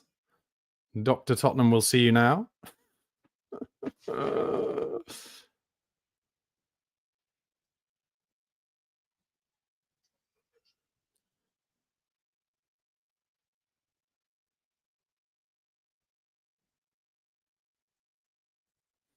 Do you think Ange Postecoglou survives this? Man United next week. This will be his first week he gets with the players for a long time, of course. If indeed he does get a week with the players. If he doesn't get the marching orders, his marching orders tonight. It's P45. Danso. Kulusevski loses it. Central midfield. Rashford now.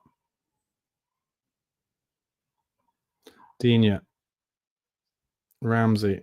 Fouled from Porro. Twice.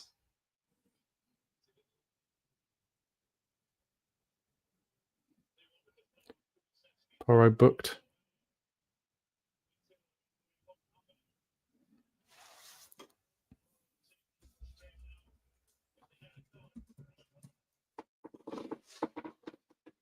Pretty bad foul from Porro. Just showing his frustration.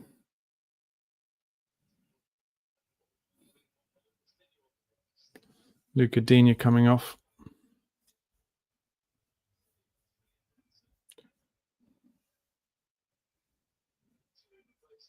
Charles Preston says Ange isn't going anywhere. Live with it.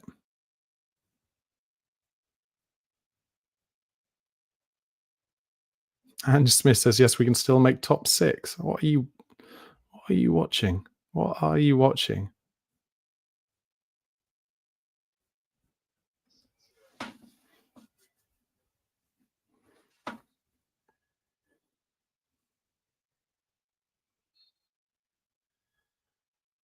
Here comes the free kick.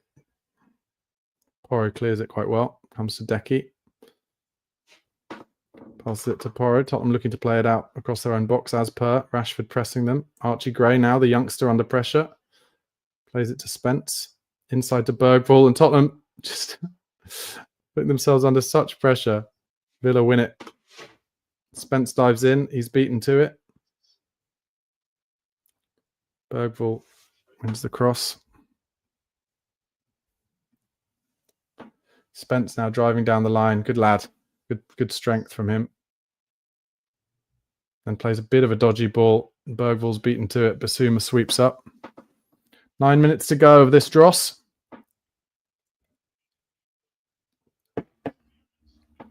Kulusevski trying a little dink over the top towards Tell, who's still playing. Surrounded by 3 players. Totally on his own. Not going to win anything here.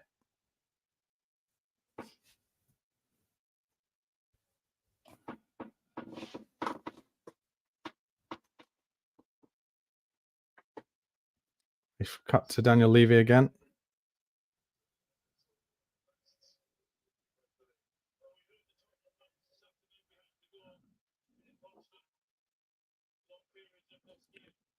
Spurs fans apparently, according to Chris, singing Maurizio Pochettino's name.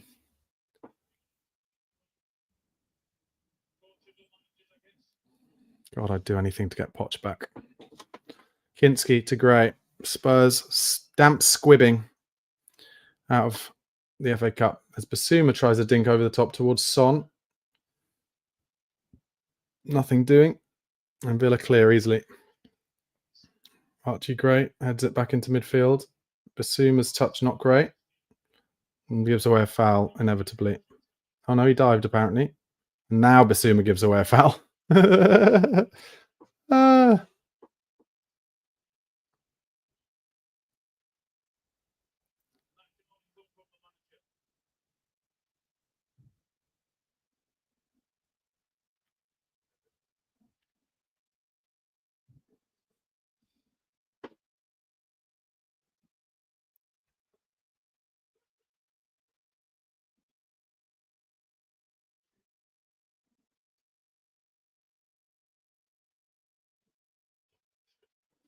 Comes Asensio. Looks like a tidy player. Goes out wide right. Early cross is too much on it. It goes out for Spurs' throat.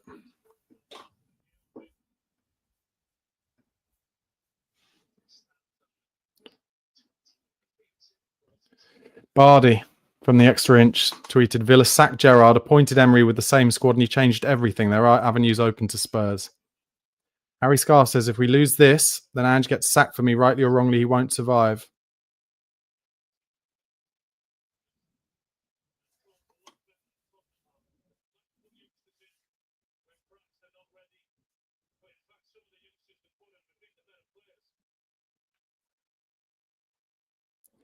Sonny down the left. Oh, he's trying to dribble around everyone, but he forgot he hasn't got any legs anymore.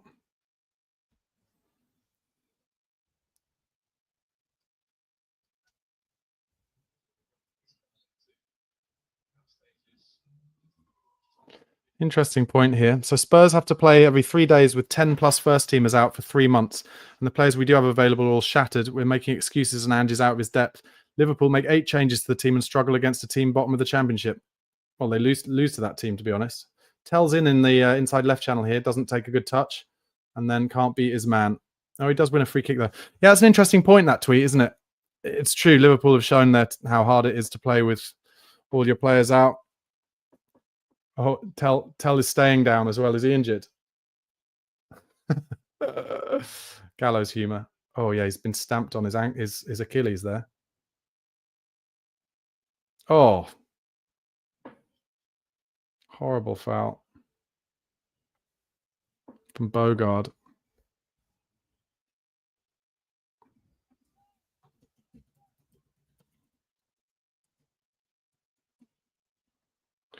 Spurs have a free kick. 85 minutes gone. Son's going to whip it in.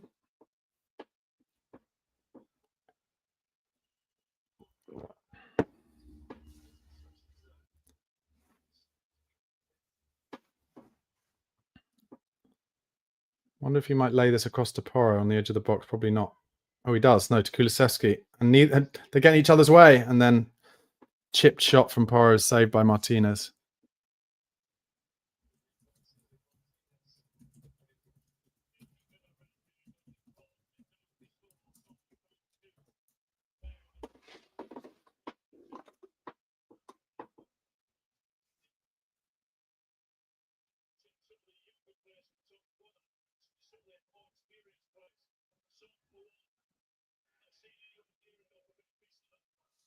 And Shearer just slagging off Sonny.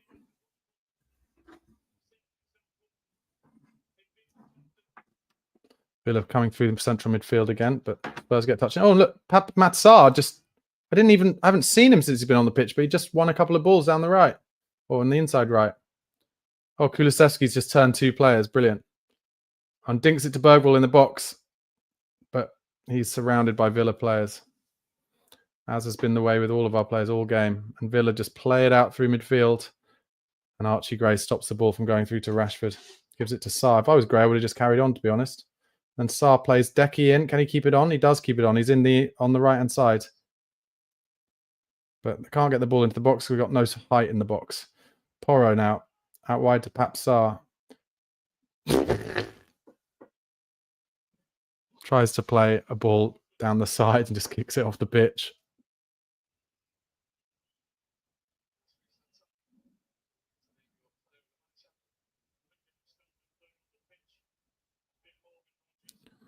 Alan Shearer gives Morgan Rogers man of the match.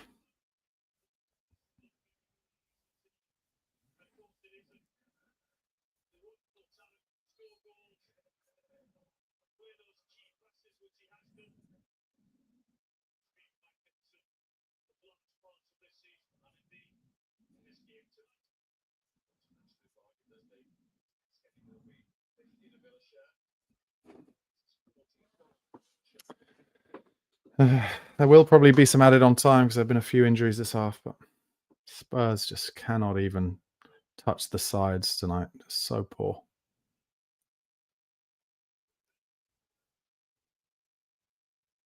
Oh, Tell manages to win the ball and find Sonny out wide. Spence trying to get outside him. Good run from Spence here. Son takes a shot, the selfish prick. It's easily blocked. Danso wins the second one in midfield and then plays it across to Son. Sonny's beaten it to it, and now Villa are in down the right. It's Rashford, I think. He's going quickly at Archie Gray. It's going to be a good chance for Rashford, and brilliant defending from Gray. Brilliant defending from Archie Gray.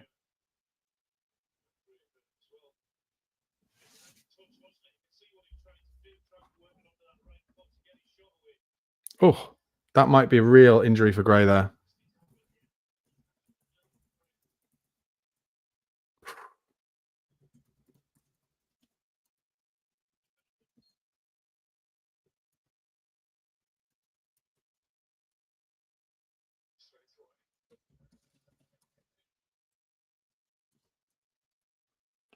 Spurs just getting themselves into trouble again and kick it off the pitch.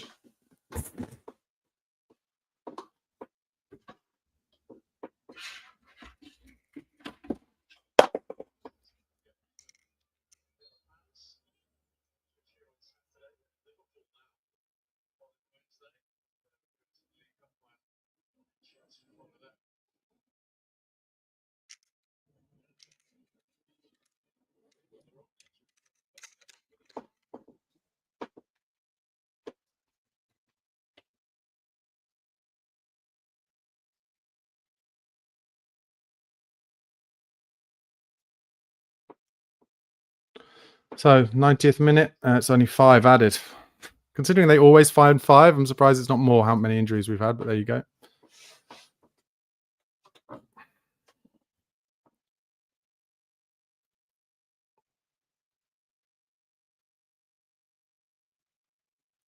Kulusevski to Porro. Oh, they actually try crossing the box. Tell! He scored! What a finish! Well, that's what happens when you put a ball into the box and you've actually got somebody in there who can... Why did you start him out wide then, Ange? You idiot. I reckon that might be the first cross we put into the box from deep all game.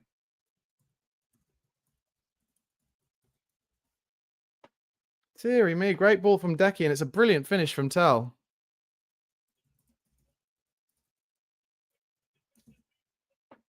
What a finish. One chance, one goal for Tell on the volley. Too little, too late, I'm sure, but put the ball in the box for the first time. Oh, and Spurs are on the attack now. Come on, boys. Porro to Decky to Porro. Danso across to Gray. Back to Danso. Might as well put some balls in the box, boys. Don't just play it around like you have been all game, because we put the ball in the box once and it worked. Gray now out wide to Son. You cut in on your right and put a ball in the box. There we go. That's what he's doing. It's blocked out. But Bissouma gets there first. Oh, and then passes it straight to Villa. Villa have loads of men back. They're trying to play football now, which might be a mistake. Sarr. Oh, he's out jumped, unfortunately. That's a foul on Bergvall. He finds it to Porro. Out wide right. Pull it back to Decky and go in the box again, Decky. Yep, and it does. Oh, it's too much on it this time. Martinez will just dive on the ball. Might as well try it again, though.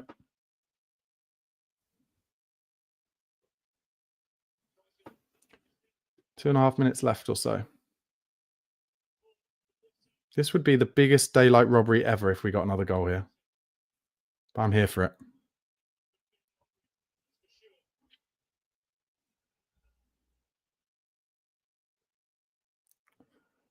Gray picks it up. Goes out wide to Jed Spence. Just drive at them, Jed. Yeah, just drive. That's it. He's doing it. Good lad. Go and win something. Good lad. And he wins a foul. Good lad. Get the keeper up. Get the keeper up. That's what happens with some bravery. Get the keeper up. Brilliant from Jed Spence. So it's a free kick wide left, right on the touchline. Basuma and Porro on the edge of the box. All I'm saying is just don't chip it into the keeper's arms here. They've got the big 26 at the front, defending the front post. Someone get in front of him. Here comes the free kick. It's too much on it. Honestly, Son is so shit. Right down Martinez's throat. Just so embarrassing.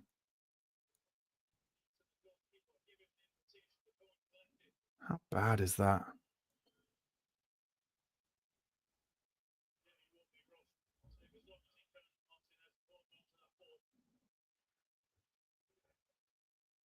Oh, he's still got the ball, Martinez. It's a joke.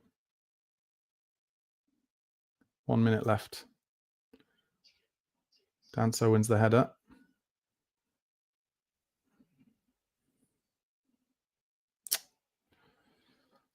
Ramsey now in down the left. He's going to run it to the corner, you would have thought. No, he doesn't. He comes narrow. Oh, and then a really stupid foul from Sarr.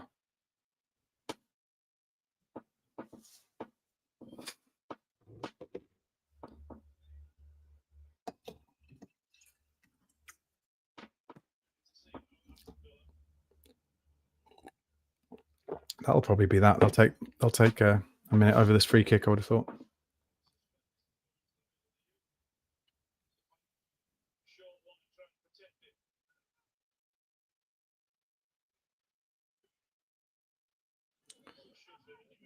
They're just wasting time here, Villa. There we go. They play it short.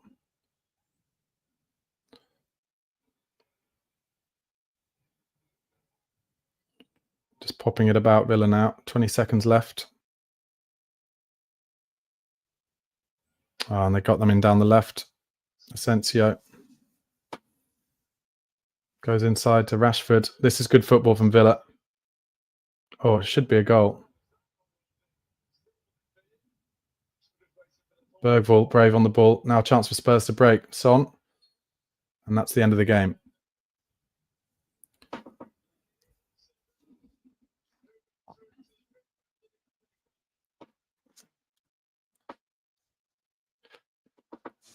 Welcome to my instant match reaction to the Aston Villa 2, Tottenham Hotspur 1 FA Cup 4th round tie. And by the scoreline, you'd think, oh, that might have been close. No.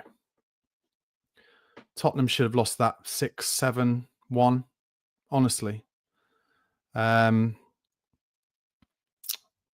don't know what to say, really. I'm wary of just repeating things that I said after the Liverpool game. Absolutely just outfought, outnumbered, outmuscled, outdesired, especially in midfield. Just embarrassing how easy it is to play through Tottenham's midfield. Matches Tell was started wide left. He didn't look like he wanted to be wide left, and then we put him down the middle. We gave him one chance, and he scored a brilliant goal right at the end there. So that doesn't look great on Ange, I'm afraid. I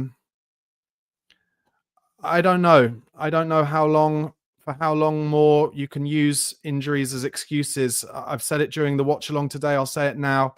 You cannot tell me that these players on the pitch are more, are less, I don't know how to say it best, but basically Plymouth beat Liverpool today, and obviously Liverpool had a reserve. But you can't tell me that those 11 on the pitch today, no matter how much football they've played or how many injuries they've had or whatever, you can't tell me that they're not in as good condition as those Plymouth players. And it just shows that there is, yes, I will agree, the players are, some of them playing in the red zone, some of them are really fatigued, but, it's just not good enough tactically. It should not be, no matter who you've got on the pitch, possible to literally drive 3 double-decker buses down the middle of central midfield time and time and time and time again. And 6,000 Spurs fans went to that game at Villa today, up to Birmingham. And honestly, it was like a training game for Aston Villa. It was like a training game. It was like a testimonial, just knocking it about. And in the first half especially, the only time Tottenham ever got near the ball, all they could do was foul Aston Villa players because they were on the wrong side and they couldn't keep up with them. And it's end of days. It's an end of days. I cannot remember for the life of me because I try and block these things out. Was it before Tim Sherwood came as interim manager that we lost a couple of games like 5-0 to Liverpool and Chelsea maybe? Or was it when Tim Sherwood was in charge? I think it might have been when he was in charge. But just that feeling of end of days. And I don't think you can say that those players are really playing for Ange. I don't know. Maybe I just don't get it. I just do not get it. And it's the inevitability of all this that hurts so much. It really is. It's just embarrassing. And again, a situation where all the opposition fans are just laughing at Tottenham. And now we're 14th in the league and we're in the last 16 of the Europa League, and that's it. And I'm sorry, it is a huge, huge risk, if you ask me, to say we are going to wait for Ange Postecoglou to get the first team players back. And we think he's going to do it in two-legged ties in the Europa League, because tactically he is being found out. I don't care whether the players are young. I don't care whether some of them are tired. If some of them are tired and not able to put in 100%, you play young academy players. And at least then they'll run about. But at the moment, the way that midfield was, certainly in the first half, he shored it up a bit in the second half, but even once Bissouma and then Sarr had come on, they were still just getting in down the middle of the pitch time and time again. And I'm sorry, even if you have to say to two academy midfielders, just sit there and block the space, then you do it so that you're not just embarrassed over and over and over again.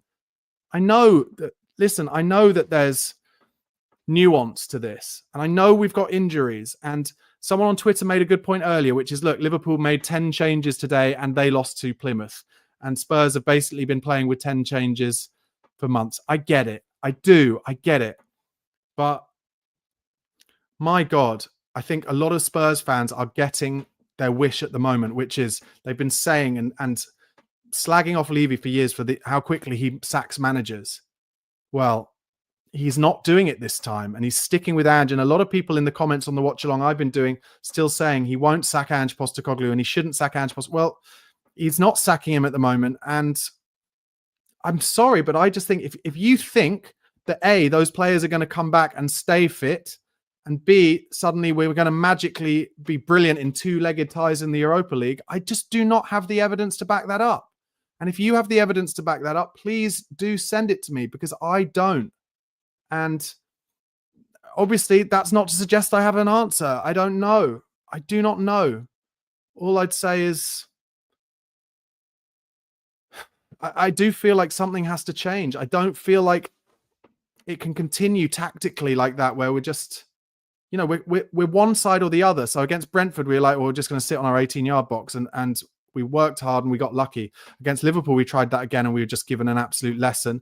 Today, it seemed like he'd said to them specifically, don't do that. So leave ginormous holes in central midfield and get your midfielders caught ahead of the ball.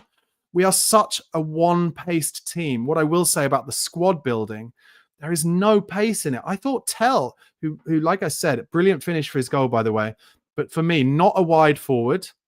He didn't look happy there, didn't want to play there.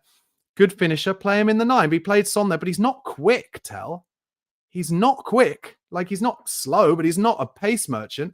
And we are such a one-paced team. Straight down the middle of the team, completely one-paced out wide. And all those Villa players, they've got a bit of pace about them. And so they were just breaking past us so easy. Now, listen, I'm purposely trying not to talk about Kinski's mistake, really. It was a mistake. I'd be wrong to do a match reaction without referencing it. In the first minute, he threw one in. I spoke before his debut. I said, I fear he's going to do an Erik Torsvedt. Erik Torsvedt, who came in the 90s for Spurs from Scandinavia, threw one in on his debut. And actually, in the first few games, Kinski's been very impressive to me. But today, first minute, we let them in behind Pedro Porro, as we did time and time again. And Ramsey just has a pretty meek left foot shot from about 16 yards. It's going straight at Kinski, and just a tiny bit of swerve ends up hitting his hip instead of his hands and goes in behind him. After that, I have to say he made 2 really good saves from one-on-ones. He looked a bit shaky, but I feel sorry for him. But once again, just time and time again through central midfield and then the ball out left. It must be like players at teams who are coming up against Spurs just must lick their lips. Just, play a couple of passes through midfield you'll be in, lay it out to the wide left forward, and you can have a free shot. No one defends. Porro's not there. I honestly don't know where we go from here. I really don't. I'll say it again. There's nothing I would want more than for Ange Postecoglou to, to stay in his job, get his players back, prove us all wrong, and win the Europa League and get us into the Champions League. But how can you honestly look at this season and say that that is likely? You cannot play in the Premier League or at Premier League level in cup competitions and be as naive down the middle of the field and in behind your fullbacks as Tottenham Hotspur currently are.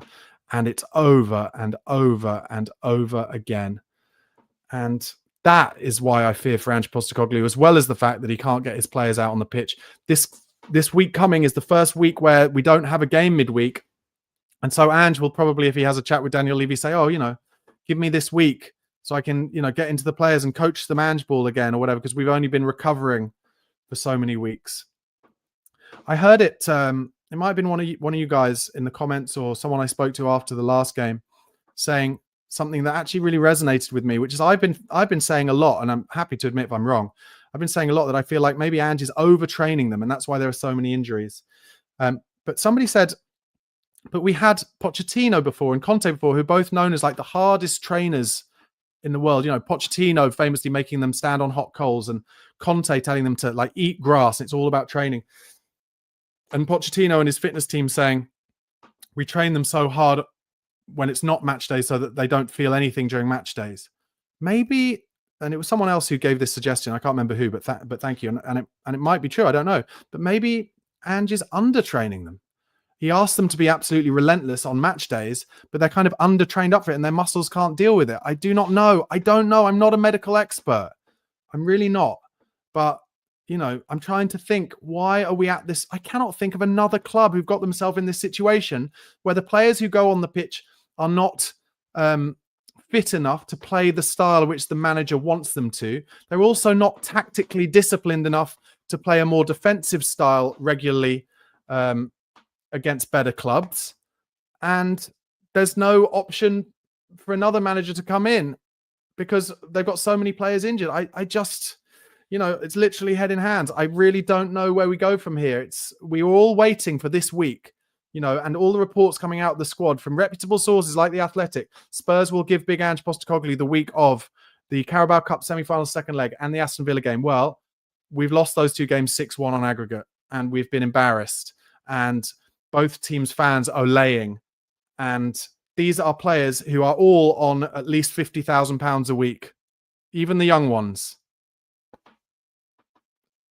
I'm sorry, if he doesn't get sacked, then he is the only manager in the history of the Premier League who hasn't got sacked for being in such a dilemma at such a big club. And that's all I can really think to say. Like,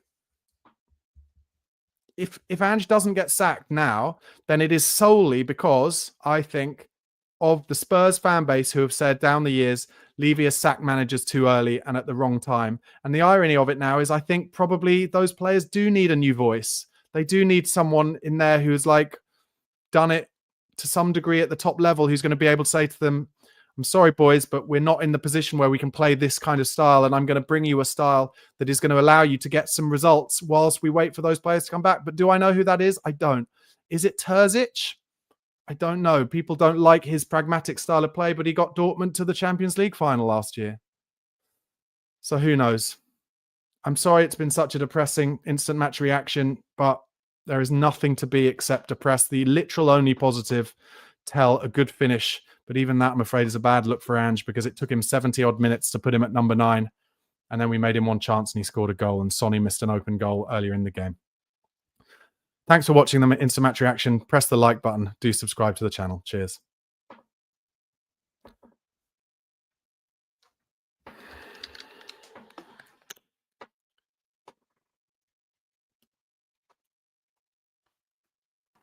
Okay, guys, welcome to the fan show. I'll be talking to a number of Spurs fans from around the world, where we'll be discussing Aston Villa 2, Tottenham Hotspur 1, a game that sounds like it was close.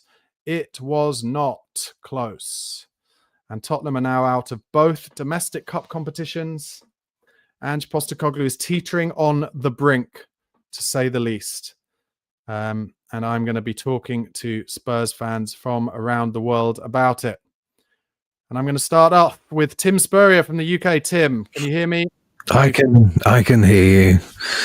I certainly can. How are you feeling, mate? I tell you what, I got a couple of almost exact messages from friends of mine who are going, in essence, I can't even be bothered to get angry. And that's what I kind of feel like. Yeah. Even when Tell scored, it was like, oh, I think I heard your reaction. It was like, oh, yeah, we scored, which I think is the first time I've heard a Spurs fan go, oh my God, we scored. We got 4 minutes. It was like, oh, we scored.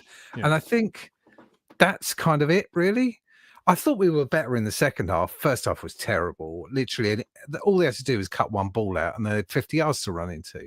Yeah. Second half was better and a bit more organised. But I'm with you. It was one pace. There was no quick, move it on, do it. And the first time they actually whipped a ball into the cross, Tell scores, Yeah. Otherwise, it was sort of lethargic. Thought Jeb was pretty good as always. Pro was way too ahead of the ball. It's hard to know what to say, really, because it was just totally uninspiring. I think that's probably the easiest way to put it. Can you come up with any reason why he started Son in the 9 and Tell out wide today? Maybe just experience and that's it. But even Sonny, when he was chasing the ball down, looked, like he was a bit of a headless chicken, running around. And that's no disrespect to him. It was just, they were just passing around him. It reminded me, I was thinking about this, it reminded me of like under 10s football, like no, not even that, like under 6s football, when all the kids just run after the ball. Yeah. That's what we felt like. I know there was an alleged plan to it, but it felt like we were just crazily running after the ball and some half decent player just 1-2 and it's gone. So I have no idea. I think we need to score a goal, and I know we need to shore up, but we've got 3 basically defensive midfield players, and it's like, okay, it doesn't seem like the number 6 can sit in at all. No. It was Bentancur today. Well, he's on his own when he does it. Yeah. So, like you said, the other two, for me, it is all about, the press, which in those first, the mythical first 10 games of last season was so amazing. They're all, half of them are doing it, half of them aren't, and they're all doing it at the wrong time. Yeah. Yeah, and I'm with you on the sort of academy players. If they're leggy, get some young ones in who at least have got some spark. There was no spark, and I think you mentioned like Plymouth and Liverpool. Plymouth have played a shed load of games and they look up for it. Yeah. Leyton Orient played a shed load of games and they were definitely up for it. And our best player on their pitch was yesterday, right? Yeah. With Donnelly. So I don't really understand.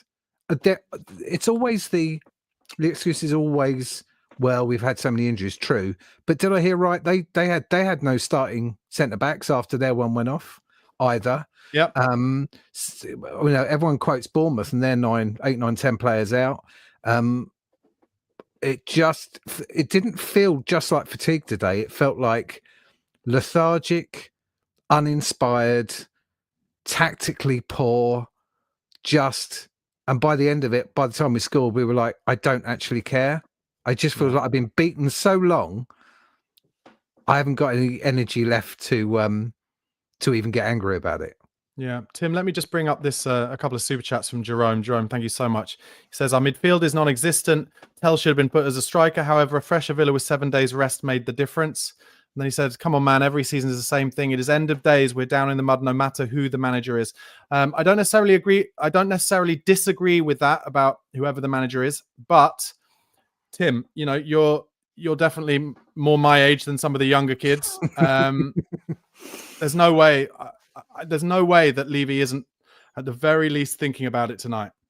He's got to be, right? And I can understand why he's not, because in many ways it's like, there's a bind in there. Firstly, Ange protects him, and in terms of his shortcomings, and I think there are a few at least. And I'm definitely not Levy out, sort of screaming and shouting person. But I don't see what the option is. I had a really good think about it. So I did a research. Who could they bring in? Who could they bring in? Who? I mean, it can't be Mason again, right? Unless they can pinch another decent manager, and I can't see any manager wanting to come here at the moment for a couple of months. So it might be between a rock and a hard place. Like, well, let's just play the season out because we're not going to get relegated. Touch wood, because the other teams are so much worse than they are. But what are the alternatives?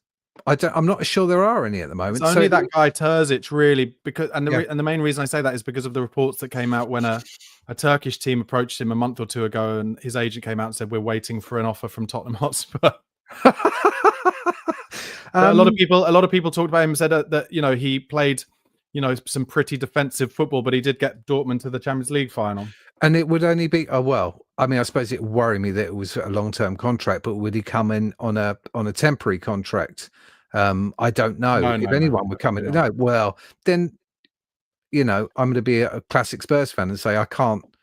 I mean, I sat with my season ticket up till last year. This is the first year I haven't had it for a long time. Watching a few years of football where I just want to bang my head against the seat, and then as you say, for 10 games, and it was fantastic. I'm not sure I could cope with going back to defensive football, and maybe that's the fans' fault, right? But it is defensive at the moment as well. Because we're not good enough. I'm just going to bring up this comment. Barney, what's more depressing than watching Spurs concede a goal in the first minute is listening to you after another loss. The team is absolutely stuffed. Still believe we can win the Europa. Listen, everybody, as far as I'm concerned, it's totally subjective how you feel about your football team that you support. And it's totally up to you how much you invest in your football team. But you cannot, as far as I'm concerned, I'm not going to have a go at anyone for feeling how they feel about their football club or for being negative about watching a side when it is just, in my opinion, embarrassing when you have other teams laying it around from the 45th, 55th minute. And, as much as people who hate Daniel Levy and Enoch don't want to admit it, Tottenham have spent absolutely shitloads of money on this squad over the last 3 or 4 years. We're like the third or fourth biggest spenders in the league, and we are in 14th in the division, and we're out of both cups. So as far as I'm concerned, just as it's absolutely justified for any of you to have your opinions, or if you're, staunch Ange Postecoglou supporters, you want to back him up to the hilt or whatever, I personally think it's absolutely fine for us all to feel how we feel, because we all are passionate about this club. We love this club and we want it to do well. But when it's bad, you have to be able to say it's bad. And it is, isn't it, Tim? It's terrible. Did I hear I'm sure I heard a fact that we lost 21 of 46 since Ange's been there. Did we win the first 10 or nearly? We won 8 of the first 10, drew 2. There we go. So if you take that off, he's lost more than he's won, which is, it's awful, right? For a club this size. That's not bad. It's awful. And I think you can't take a match out of context and go, well, actually, they were a little bit better than Liverpool. They were against Liverpool. That wasn't difficult because that was so atrocious. But I think in terms of, certainly the last few months, we've won literally a couple or 3 games, one of which was against someone who didn't even try and take a shot. And the other one was because we got a bit lucky against Brentford. Otherwise, we haven't really stepped up at all. So I think it's perfectly reasonable to say, what the hell is going on? Because it just seems like a spiral of despair, really. I can't see any other option to it. I'll tell you who I feel sorry for is that the young lads who actually fairly much to a man are doing pretty well, their first experience of being first team footballers is this depressing. I'm worried we're going to ruin them.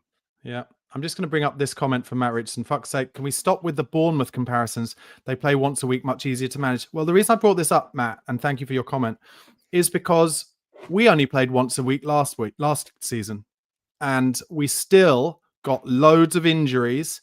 None of them could play together. And that was the excuses given as to why it went so badly after the first 10 games. Ange literally said it. He came out with the stat, my back four have only been able to play this amount of times together. Now, I've been given abuse in comments this week about how often I say it doesn't feel like it can be coincidence, the injuries. But, for me, it's like we can't talk about it only being because we're playing twice a week, when last season we played once a week and we couldn't get results, and we got better results, but not after the first 10 games. It was very average. Like you said, it was losing as many as we were winning. And but I'm with you on that, Barnaby, in terms sometimes of you just need injuries. a change, I'm afraid. Sometimes you just need change. Sorry, Tim, carry on. Yeah, the injuries. It cannot be just because we're unlucky. There's so many injuries that are so similar that there's one or two reasons. Either the training's not right, or the mentality of the players isn't right. That they're not wanting. If it was really fighting for a place and wanting to claim your place, and then you'd be rushing back from injury. No one seems like they're rushing back from anything at the moment. It feels like some people are sitting on their hands, and it's a cross between that and what the hell's going on with the training, because something's horribly wrong with it. Yeah, I want to talk about something else as well. I'm just watching some replays. Why are we so lacking in both pace and physicality? I'm going to talk now because I talked about the pace a bit in my post-match reaction, but the physicality, if you look at Villa's players, man to man, even the forward players, they're all quick and they're all big as well. You look at Leon Bailey, you look at Morgan Rogers, just they're kind of strong. Like they're all strong, whereas it feels like, you look at Sonny and you look at Tell, like Kulusevski's strong, but he's very kind of slow. So obviously a great player and he's knackered. But, we're buying talent, and I do believe in a lot of the talent. I believe in Bergvall. I believe in Gray. I think Danso's a decent signing. He is strong. He's a centre-back, okay? But why is there no fucking pace or strength? And how many 50-50s do we lose as well? Like, it's just so frustrating. I think I recall as an example, or as kind of, opposite example, whatever the word is, that McGinn, we had about 3 players around McGinn, and he's a bit of a unit, not the biggest though, but he kind of bundled his way through and beat all 3 just with strength and a bit of tenacity. And it didn't feel like even one of our players wanted to do something about that. And you're right, no one, even if we break through, no one's got the pace to break away from someone. Tell's not that player. He's fairly pacey, but he's not going to beat someone. He's not that kind of player.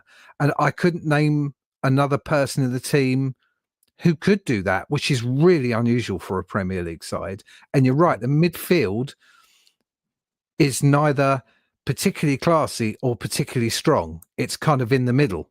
It's okay on both, which is not good enough. You need a mixture of strong people, like you're saying, like your Rodgers and your other people who are like big lads, who are going to stop people. And we haven't got any of that. We don't seem to have any strength in our team. Tim, thanks so much for being part of the show, mate. Appreciate it. I usually say hopefully you'll speak after a better result next time, but I'm not even going to say it anymore. Next season. Next season, maybe.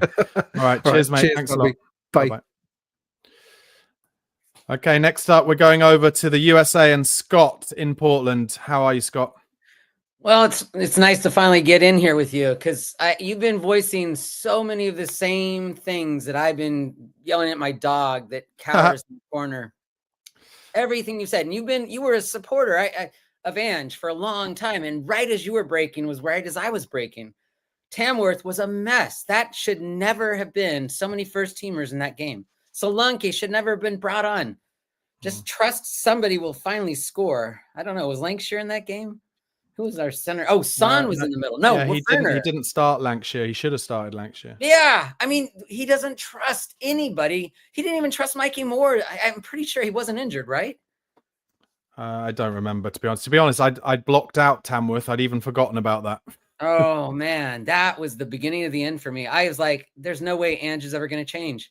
I think it's because he's felt that he's been on the cusp of falling apart, that he has to keep playing these players like Porro. I mean, he'll have one good game out of about every 4 or 5 now. I mean, he's just wiped.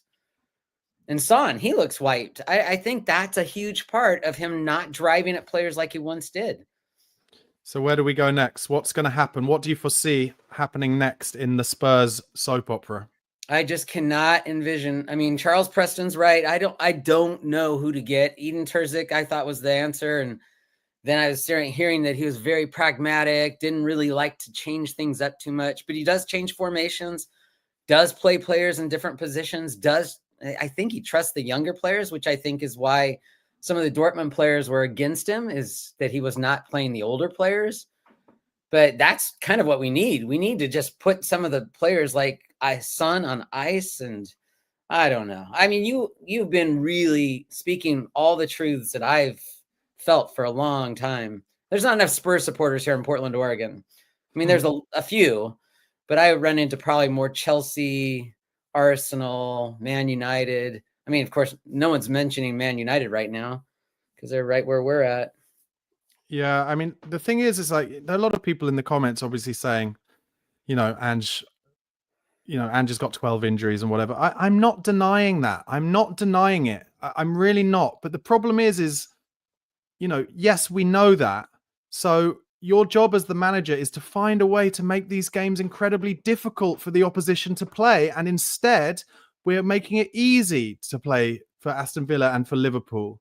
That Kinski error, I'm almost certain, has something to do with, I mean, did you watch the replay and see all that space over there when he was running onto that ball? I'll bet you Kinski's like, oh my God, they're coming right in on goal. And I don't think he was ready for it. I played goalkeeper yesterday in a pickup game, and this guy hit a swerving ball at me, and I totally misplayed it into the goal. I'm sure I looked like a fool. But the reality is, I think he's losing a little bit of that, oh, I'm an awesome goalkeeper, because of how our defense plays. Porro was so far out of position. He was literally still in the middle third when the ball was coming into our box. He was running as fast as he could, and he could not catch up. And that's I think basically Ange is stuck between a rock and a hard place, which is where we played how we did against Liverpool, and everyone's like, "Oh, we didn't even lay a glove on them. We didn't have a shot on goal." So he's gone into the game before this one at Villa Park and gone, "Let's not die wondering, right?" So therefore, Porro has started the game miles up the pitch in the first minute, and they're free on the left and get a goal from it, and then straight away you're chasing, and then that probably takes out 25-30% of any motivation in the players' bodies. Like the lactic acid probably starts coming in from how tired they all are. And then you run back and you pull a muscle. That's a big problem. And you're just chasing it back. And it's like, it's just like an endless vicious circle that I cannot see how we get out of, with or without Ange Postecoglou, ironically. Well, but it almost feels like there's nothing we can do. Don't you feel like playing these inverted fullbacks is a big part of the problem? I mean, Spence. I'm not even sure they're inverting much anymore. Well, you still see Porro way up the pitch towards the middle, and he was actually running into Mikey a bit, and I think maybe that's why Ange pulled Mikey off. But then you look at our left, and Spence doesn't really invert, and I think that's maybe why Ange didn't think he could actually cut his way of playing. And he plays more of a left winger, which is, I think, what makes him more exciting. And I think if Ange had that willingness to actually play with wingers, like when Kulu made that cross, wow, we get a goal. Imagine that, a cross, which is way soccer should still be played. And I don't think Ange sees the value of that. I don't know how he couldn't. I mean, just ridiculous. Scott, listen, thanks so much for being part of the show, mate. Really appreciate it. I've got lots of other people to speak to, but let's talk again after a future game. Thanks so much. Okay, thank you. Cheers, bye. Okay, next up, I'm going to try and speak to Benny. But Benny, are you there with your camera? Can you turn it on? I'm going to give you about 5 seconds. There you are, Benny, mate. Yeah, I'm here. Thanks, mate. Tell me something. Tell me something strong that can get me away from this feeling like we've got something to look forward to. The fact that we're out 2 cups, possibly. We've got United, obviously, on the 15th. I think we've got a few players back coming the 15th. I am trying to find the positive, but it's really hard to find the positive. The bloke before that mentioned that we're lucky against Brentford. We were lucky against Brentford, but that's how we should have been playing with the injuries that we've had. We need to dig deep. I don't understand how Ange doesn't have they've got all these tablet statistics of all these players and these teams. I don't understand how managers don't change their formations for every game and their and how they approach the games. And in different games, we seem to be approaching games the same every game. Yeah. Eddie Howe actually did that for Newcastle against Arsenal in the second leg, where he put Fabian Schär on Declan Rice. It really worked for them. I was thinking exactly that during that game. Yeah, so I don't. Yeah, so I'm hoping we've got United and Ipswich the next 2 games. I'm hoping we get. I'm hoping we get a result. United are poor, but we're just as bad. But I've been struggling to come on the show really because I've been trying to find words to muster to explain how I'm feeling. Like I'm not. I know there's a lot of fans that are levy out, and again, like the gentleman said a few previously, and you said it. We've spent so much money in the past 3-4 years. I've got like there is definitely something going on with the medical. Well, I think we spoke before with the medical teams. We've had it when we had Darren Anderton, but we've always had a really bad injury crisis. Spurs have like since 1992, since I can remember, and it's just got worse. I don't know what it is. Also, the sports director Lange or whatever you call him, I'm unsure about him. I'm sort of got a lot of question marks regarding him because Villa, weren't they planning to get rid of him anyway? I don't know. Yeah. So, how do you feel that like over the next couple of games? How do you think we're gonna? I think this will be Ange's. I think the Ipswich game, could be his final straw. I think what we were told, I believe, a month ago, was that the players would be back end of January, beginning of February. Yes. And so that's one of the reasons why we were like, okay, well, look, Ange will get his players back for the Carabao Cup second leg and the Villa game in the cup, and then we'll see. And he didn't get those players back. Some of them re-injured themselves, 2 of them, Van der Ven and Richarlison. And then we're out of both those trophies. And I'm sorry, it feels like we're in, like a black hole where it just keeps coming round to the same thing. And it's like a weird perfect storm where, because there's this corner of the fan base who have always been so angry with Daniel Levy for sacking managers at the wrong time in their. I mean, I have to say, I think people almost forget Conte was desperate to be fired. He got himself fired. He wanted out. He'd also had his gallbladder removed and 2 of his mates died. He didn't want to be there anymore. No.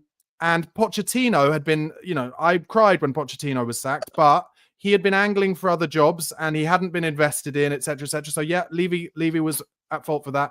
Mourinho, the football was absolutely shite and horrible.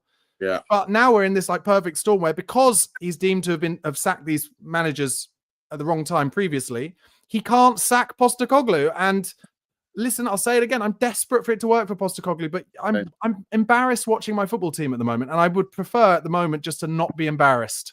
Yeah, when you said about Mourinho, I think when we last spoke, over the COVID, I think I only watched a few games. It was really hard to watch. I know we grinded out results, but it was shit. And Postecoglou, like we've had, I started watching the Villa match, and none of the players were up for it. And the second half, we improved. But as soon as they scored that goal, within 59 seconds, I think it was, I was like, fucking hell. Sorry if I swore, but I was like, I can't. We're in for a rough ride. And again, we miss a Moussa Dembele in midfield. We desperately do. Bentancur is. They're all skin and bones. There's no meat on the players whatsoever. There's no player that we've got that can sort of grip the midfield. We've got a lot of injuries, but they're all young players. We haven't really got a leader. I know Son's a leader in terms of he's very good emotionally and he brings the Caramada together. But there's no Roy Keane. There's no Masoud Dembele. We haven't got that sort of. We haven't got that player in our team, and I think that's what we lack. I think when Dembele went a few years ago, even though he played, he was injured quite a lot. But when he played, our team clicked. We had, do you know what I mean? We missed types of players, the Alderweirelds, the Tongans. We're just, I don't know. Listen, Benny, thanks so much for being part of the show. I really appreciate it. Really good, valid points. And let's see what happens next, I guess. Right, take care. Have a good one. Cheers, mate. Bye. Next up is Ronnie. Thanks for being patient, Ronnie. Tell me something I don't know. Tell me something where everything's going to change against Man United and we're going to go unbeaten for the rest of the season somehow. I think you're living in fantasy land there, but yeah, it's so difficult. It's so deflating. The first half was just, I don't even know what to say. It was so easy for them to just play that pass into the final third where it was in between the defence and the midfield. It was so easy. And he tried to change it at half time and put Basuma in to fill in the gaps. And we tried to get back into it. It's just nothing was coming. Nothing. Can I ask a question? Because this has just occurred to me. Basically, every game now, we have to make changes. We either have to make changes at half time or everyone in the fan base is like against Liverpool. You have to make changes at half time and he doesn't until like 10 minutes later when it's too late. But if you're having to make so many changes so regularly, so early in games, are you just not getting it wrong every single time? Yeah, potentially. But you see with most managers, they have their starting 11. We don't have our starting 11. It's not there. And when teams don't have their starting 11, there's inconsistencies. And you see that with teams at the moment, like Man City, they don't have their starting 11. So they don't have the consistent results. And it's the same with other teams. That's why you see Liverpool doing as well as they are, because they have their 11 and they play every week. So why don't we have our starting 11? They're all injured. Yeah, so why are we getting so many injuries? I mean, it's the same. It comes back round to the same questions. Just bad luck. It is difficult. It's difficult.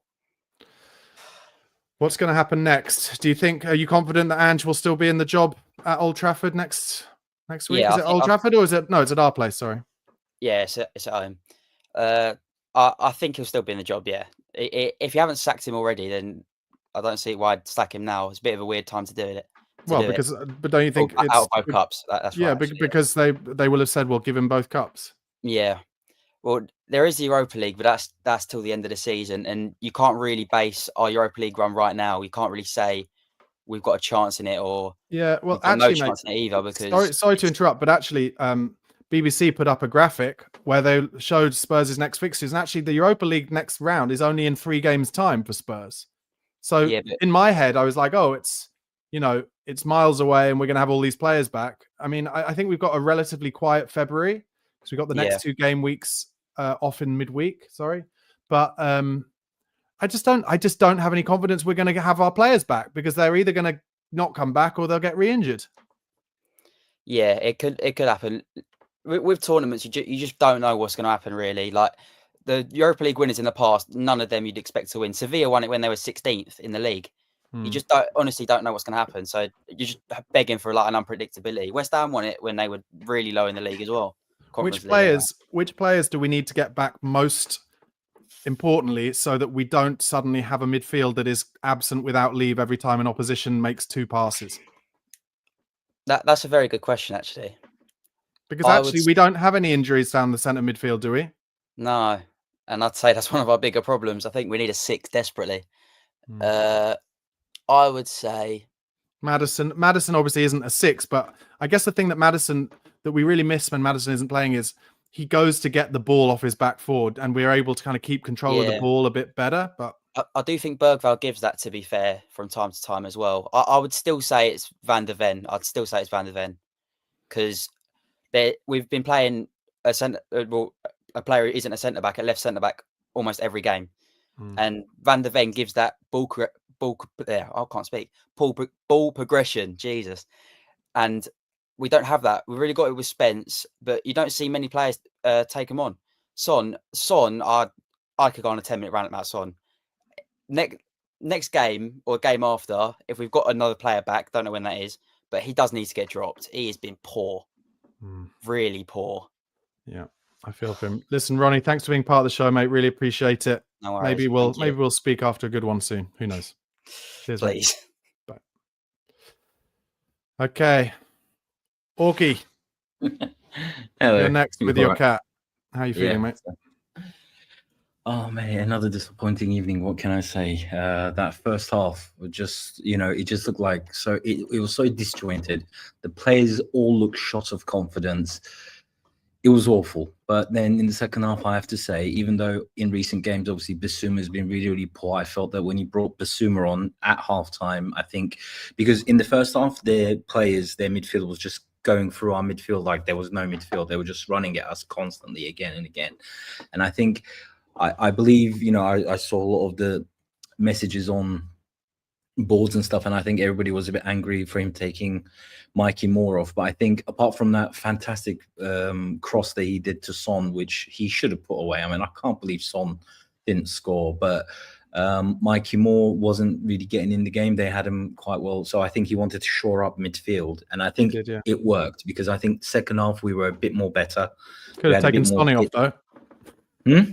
He could have taken Sonny off. But then the thing is, who's he going to put on the left? I mean, maybe Reguilon. So yeah. I thought he could have. I thought he could have put more. He could have moved more across to the left, moved Kulusevski to the right, and then the midfielder comes in. But that's never going to happen. He's not going to do that. He's shown he wants to. He'd rather run Son into the ground. So. Yeah, I think it's a case of his experience. Obviously, he's been involved in so many cup games and things like that. I just get the feeling that. Because I think I think Ange also is, between a rock and a hard place. Whatever he does, he's, he can't put a foot right at the moment. He's getting it from all angles. He's getting it from the, you look at some of his responses, like to the comments that Jamie Redknapp made and some other managers have made. You can tell that he's starting to lose his cool as well. Now, in some ways, look. Reality is reality. We do have a ridiculous number of players out. I know you said, he should still be getting but because we've got so many youngsters in there who are not experienced in this. So I think it was so evident in the first half, the mistakes that they were making, because when you feel under pressure, you start making mistakes that you wouldn't normally do as well, especially if you don't have the experience. They have, ironically, it's probably our younger players who've got any kind of reason to be proud of themselves. Players like Archie Gray, players like Jed Spence, who's come in. Those guys, in recent games, they're probably the only ones who can come out of these games with a little bit of credit because their performances, I believe, have been better than a lot of our experienced players like Son, like Bentancur, like even Kulusevski. I mean, today he was a bit more better. He was on it, but like against Liverpool, everybody just looks shattered and just out of. So I'm really glad that we've got these next few weeks where we're not going to have any games in midweek. I think we so desperately need a nice run of 6-7 days where we can, because I don't know if you know, obviously after a game, players normally have the next day or the next 2 days off in terms of, they don't do any hard training. They do recovery. And then usually, let's say if you played on a Saturday or Sunday, you come back on a Tuesday to start the hard training and to start doing the tactics for the following weekend's game. But we haven't been able to do that for months because we've had Sunday, Thursday, Sunday, Thursday, Sunday, Thursday. Yeah. And I think this team clearly needs a bit of a break so they can actually, take a bit of a breath, take a bit of account and take stock of what's going on at the moment. And obviously we desperately need some of these. I mean, I thought we would have had at least I think today, even if we had Solanke, Odebear, Johnson as alternatives, experienced alternatives to the team that was available, even if we had 3 or 4 players back after the 12 that is out, I think Spurs potentially could have won that game because I think Villa were really good in the first half, but then in the second half, they did start to, as the second half went on, I think we had every chance. I think we could have, if we had a bit more fresher players, if we had a bit more alternatives, I think, we don't lose that game. But, this is the thing, the quality of the Premier, or at least Premier League teams, even if you've got a fully fit team, it just takes 2-3 players to be below their usual best. And you're going to lose points, or you're going to lose the cup game, But yeah, I'm really kind of, I just want something to change and for us to, I mean, I really feel sorry for guys like Chris, Cowlin, these guys are going to all the games, they're going to all the grounds, I mean, Thursday night he was at Liverpool. How awful it is to just go up there. and like see a performance like we did in the first half, because first half was awful. It really was awful. It stank. Totally true. And 6,000 of them went tonight, and your point is really valid. Thanks so much for being part of the show, mate. Hopefully talk after a better one. Just one little quick thing. I've got a feeling, I don't care either way whether Ange gets sacked or not, but I just don't think like anybody who's worth anything is going to come in at this stage of the season. So if it's a choice between Ryan Mason for the rest of the season or Ange, I think I'd still prefer Ange, because I think once few of these players come back, and I think that's what Levy's going to do. I don't think he's going to get the sack. I think Levy's going to wait for these players to come back, and he's probably going to give him till, like, let's say around about mid-March, probably going to see what we're going to do in the Europa League as well. And if come sort of middle of March, if we're still doing really poor in the league, even though players have come back, if we're still doing really poor in the league, and if we, bow out of the Europa League as well, then I think he's probably gone, because then we'll only have 6 or 7 matches left for the end of the season. Then he'll probably sack Ange, probably put Mason in charge for the final few games, and then in the summer we go looking, or until the summer we're looking for a new manager. But I think Ange is probably still safe, at least for another month or so, I would imagine. But okay, who knows? Thanks, mate. That's a good point. Thanks for having me on. Have a good one. Speak soon, Barnaby. Hopefully better. Yeah, let's hope so. Okay, next up is Liam. How are you doing, mate? Good to see you. Good to see you too. I thought that was a pretty awful game, if I'm honest. Very terrible as always. It's quite sad now that after every match reaction, it's coming on after a loss and speaking through analysis about how bad we've been. I think Bentancur, in my opinion, is terrible. He's too weak, nudged off the ball. He isn't a holding midfielder that we need. We need a player like, I know a lot of fans will disagree, but when we had Højbjerg, he gave us that control in the midfield. And I think every Spurs fan will agree when I say we never actually truly replaced Moussa Dembele when we got rid of him. Yeah. It was in that midfield is where like today, just cut open with one pass. I think the decision to bring on Basuma as well at half-time for Moore, who, in my opinion, was one of the only players who was actually looking to go forward in that first half, was pretty abysmal, if I'm honest. Basuma, I would be quite happy if I never saw him in a Spurs shirt again. I think he's terrible. Just doesn't do anything. I don't understand what he does. I literally don't get what he does. Mikey's young, he's attacking, he goes forward, and you bring him off at half time, and he was the only player that, in my opinion, was actively looking to go forwards. Yeah. I think that was just a shocking decision. What's going to happen next, mate? What is going to happen next? Do you agree with Orky in that you think, and there are quite a few people in the comments agreeing as well, basically saying that Ange will get at least the next month. I mean, one thing I was actually going to say is, do you know what I wouldn't mind? And I know it probably sounds like I'm Ange out and whatever. Listen, I'll say it again. I would love it to work for him. What I wouldn't mind is if Levy came out and said, we're going to give Ange till the end of the season, no matter what happens. So you can all not talk about it. He will not be leaving this club this season, minimum. He's been very unlucky with injuries. We believe in him. Like what would have back in the day been called like the dreaded vote of confidence, but actually a real vote of confidence. Because at least in that instance, then, it stops people like me banging on about it after each game. The only reason I'm talking about why I think he might get sacked is because it's embarrassing to watch tactically. It's embarrassing to watch tactically that 2 passes, or often 1 pass, can cut out 5 players who are standing within 5 yards of each other. That has got nothing to do with fatigue. That has got nothing to do with injuries. That is to do with your ability to tell players, and I don't care whether they are squad players who are tired, or if he picks Ajayi and Casanova and academy players and just says to them, okay, I know that tactically if you stand there, then we're going to be hard to beat. Because there are times like the Brentford game where we need to be hard to beat. So I wouldn't mind if Levy comes out and says, okay, Ange is staying, and then we can stop banging on about it. But what I do want is it to stop being embarrassing. Yeah, I mean, in my opinion, he's never going to do that, because whilst Ange is the topic of conversation, it isn't Levy, right?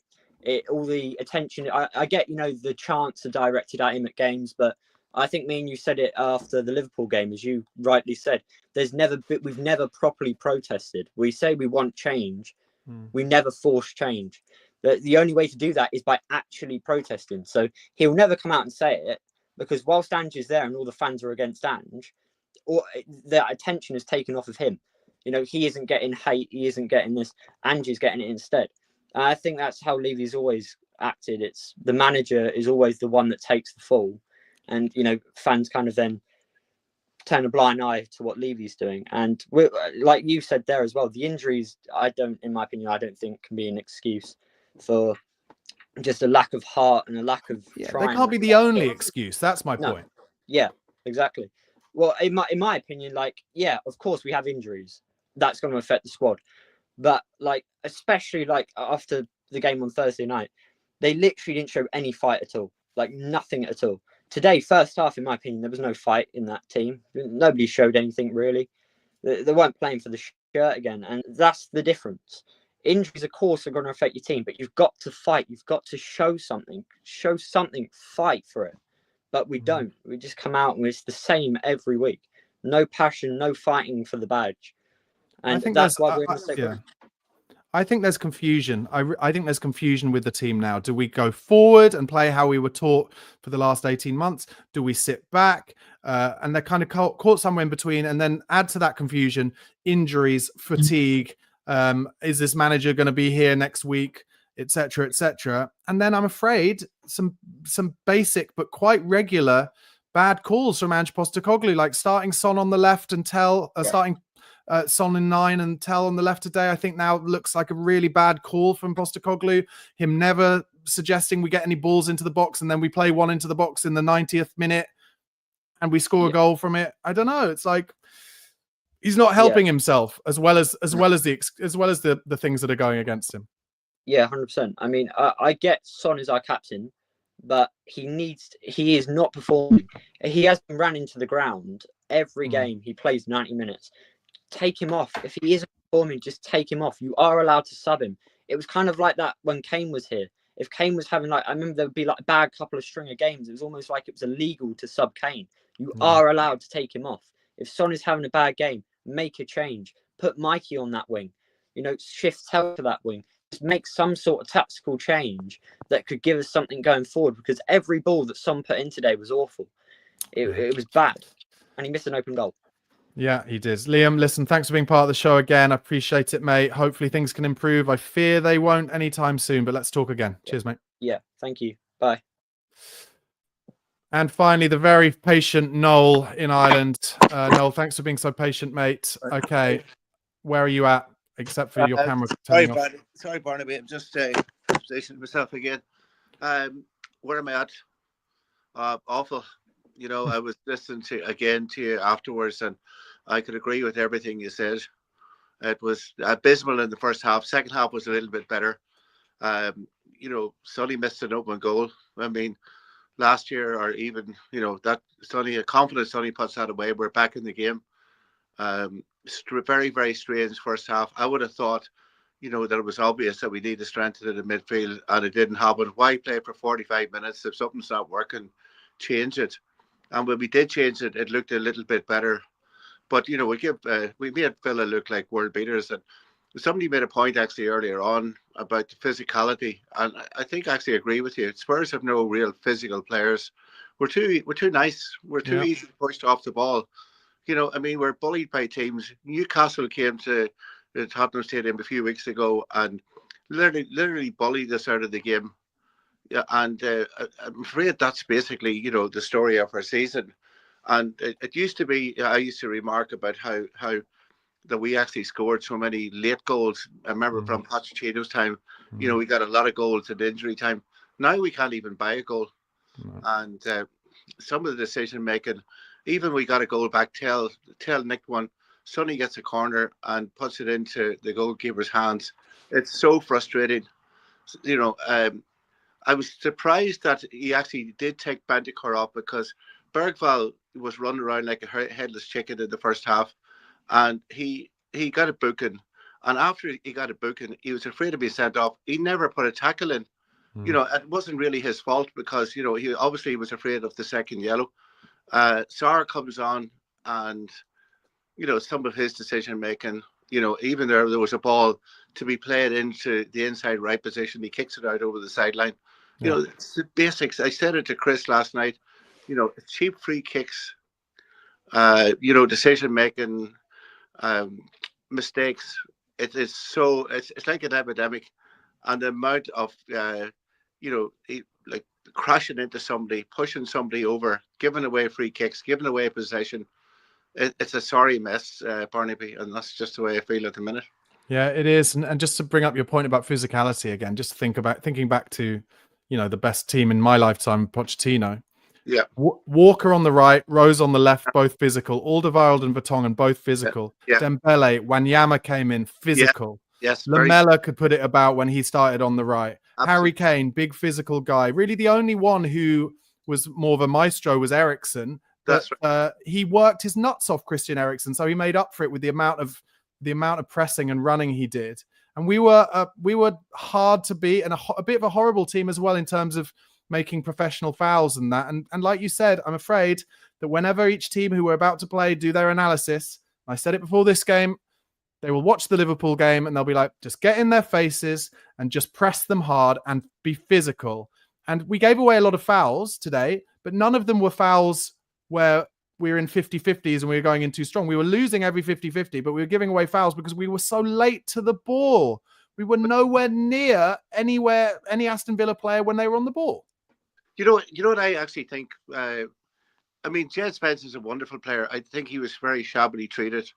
To me, there's no balance. A right-sided player on the left. Yeah. He has to cut in, so it gives you that split second where another team can regroup. I personally would put Reguilon. I would give him a chance. He's fresh. He hasn't kicked the ball, so give the guy a chance.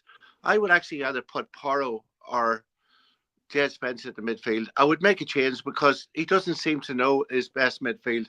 Give somebody a run in midfield and see could they change it. Spence is a wonderful player. He's got loads of energy.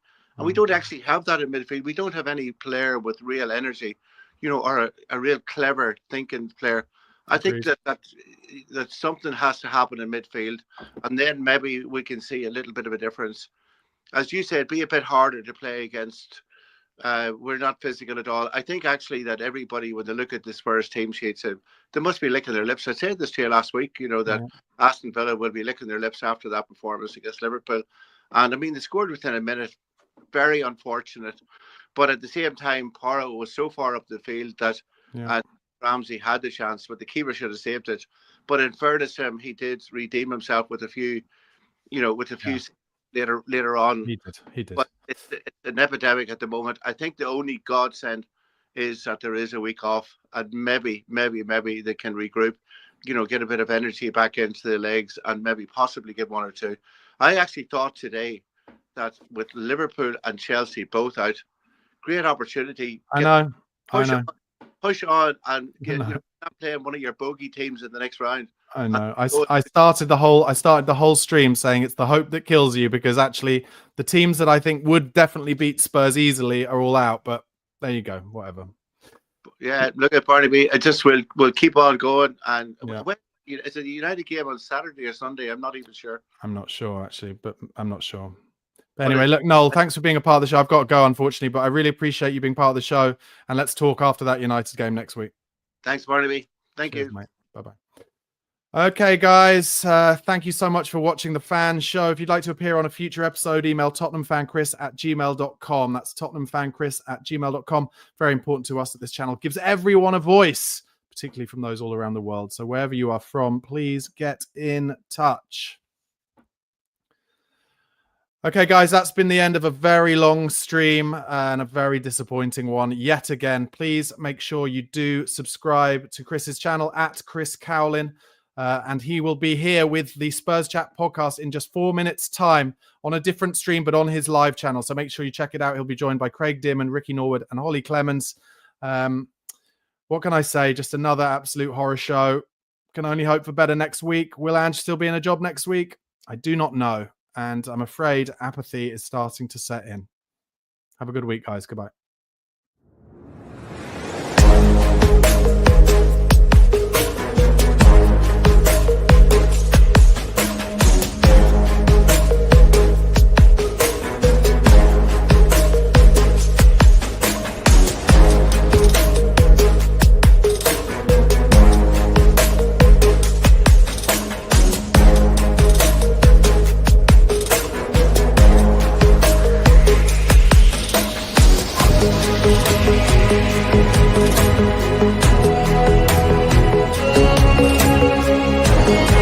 Thank you.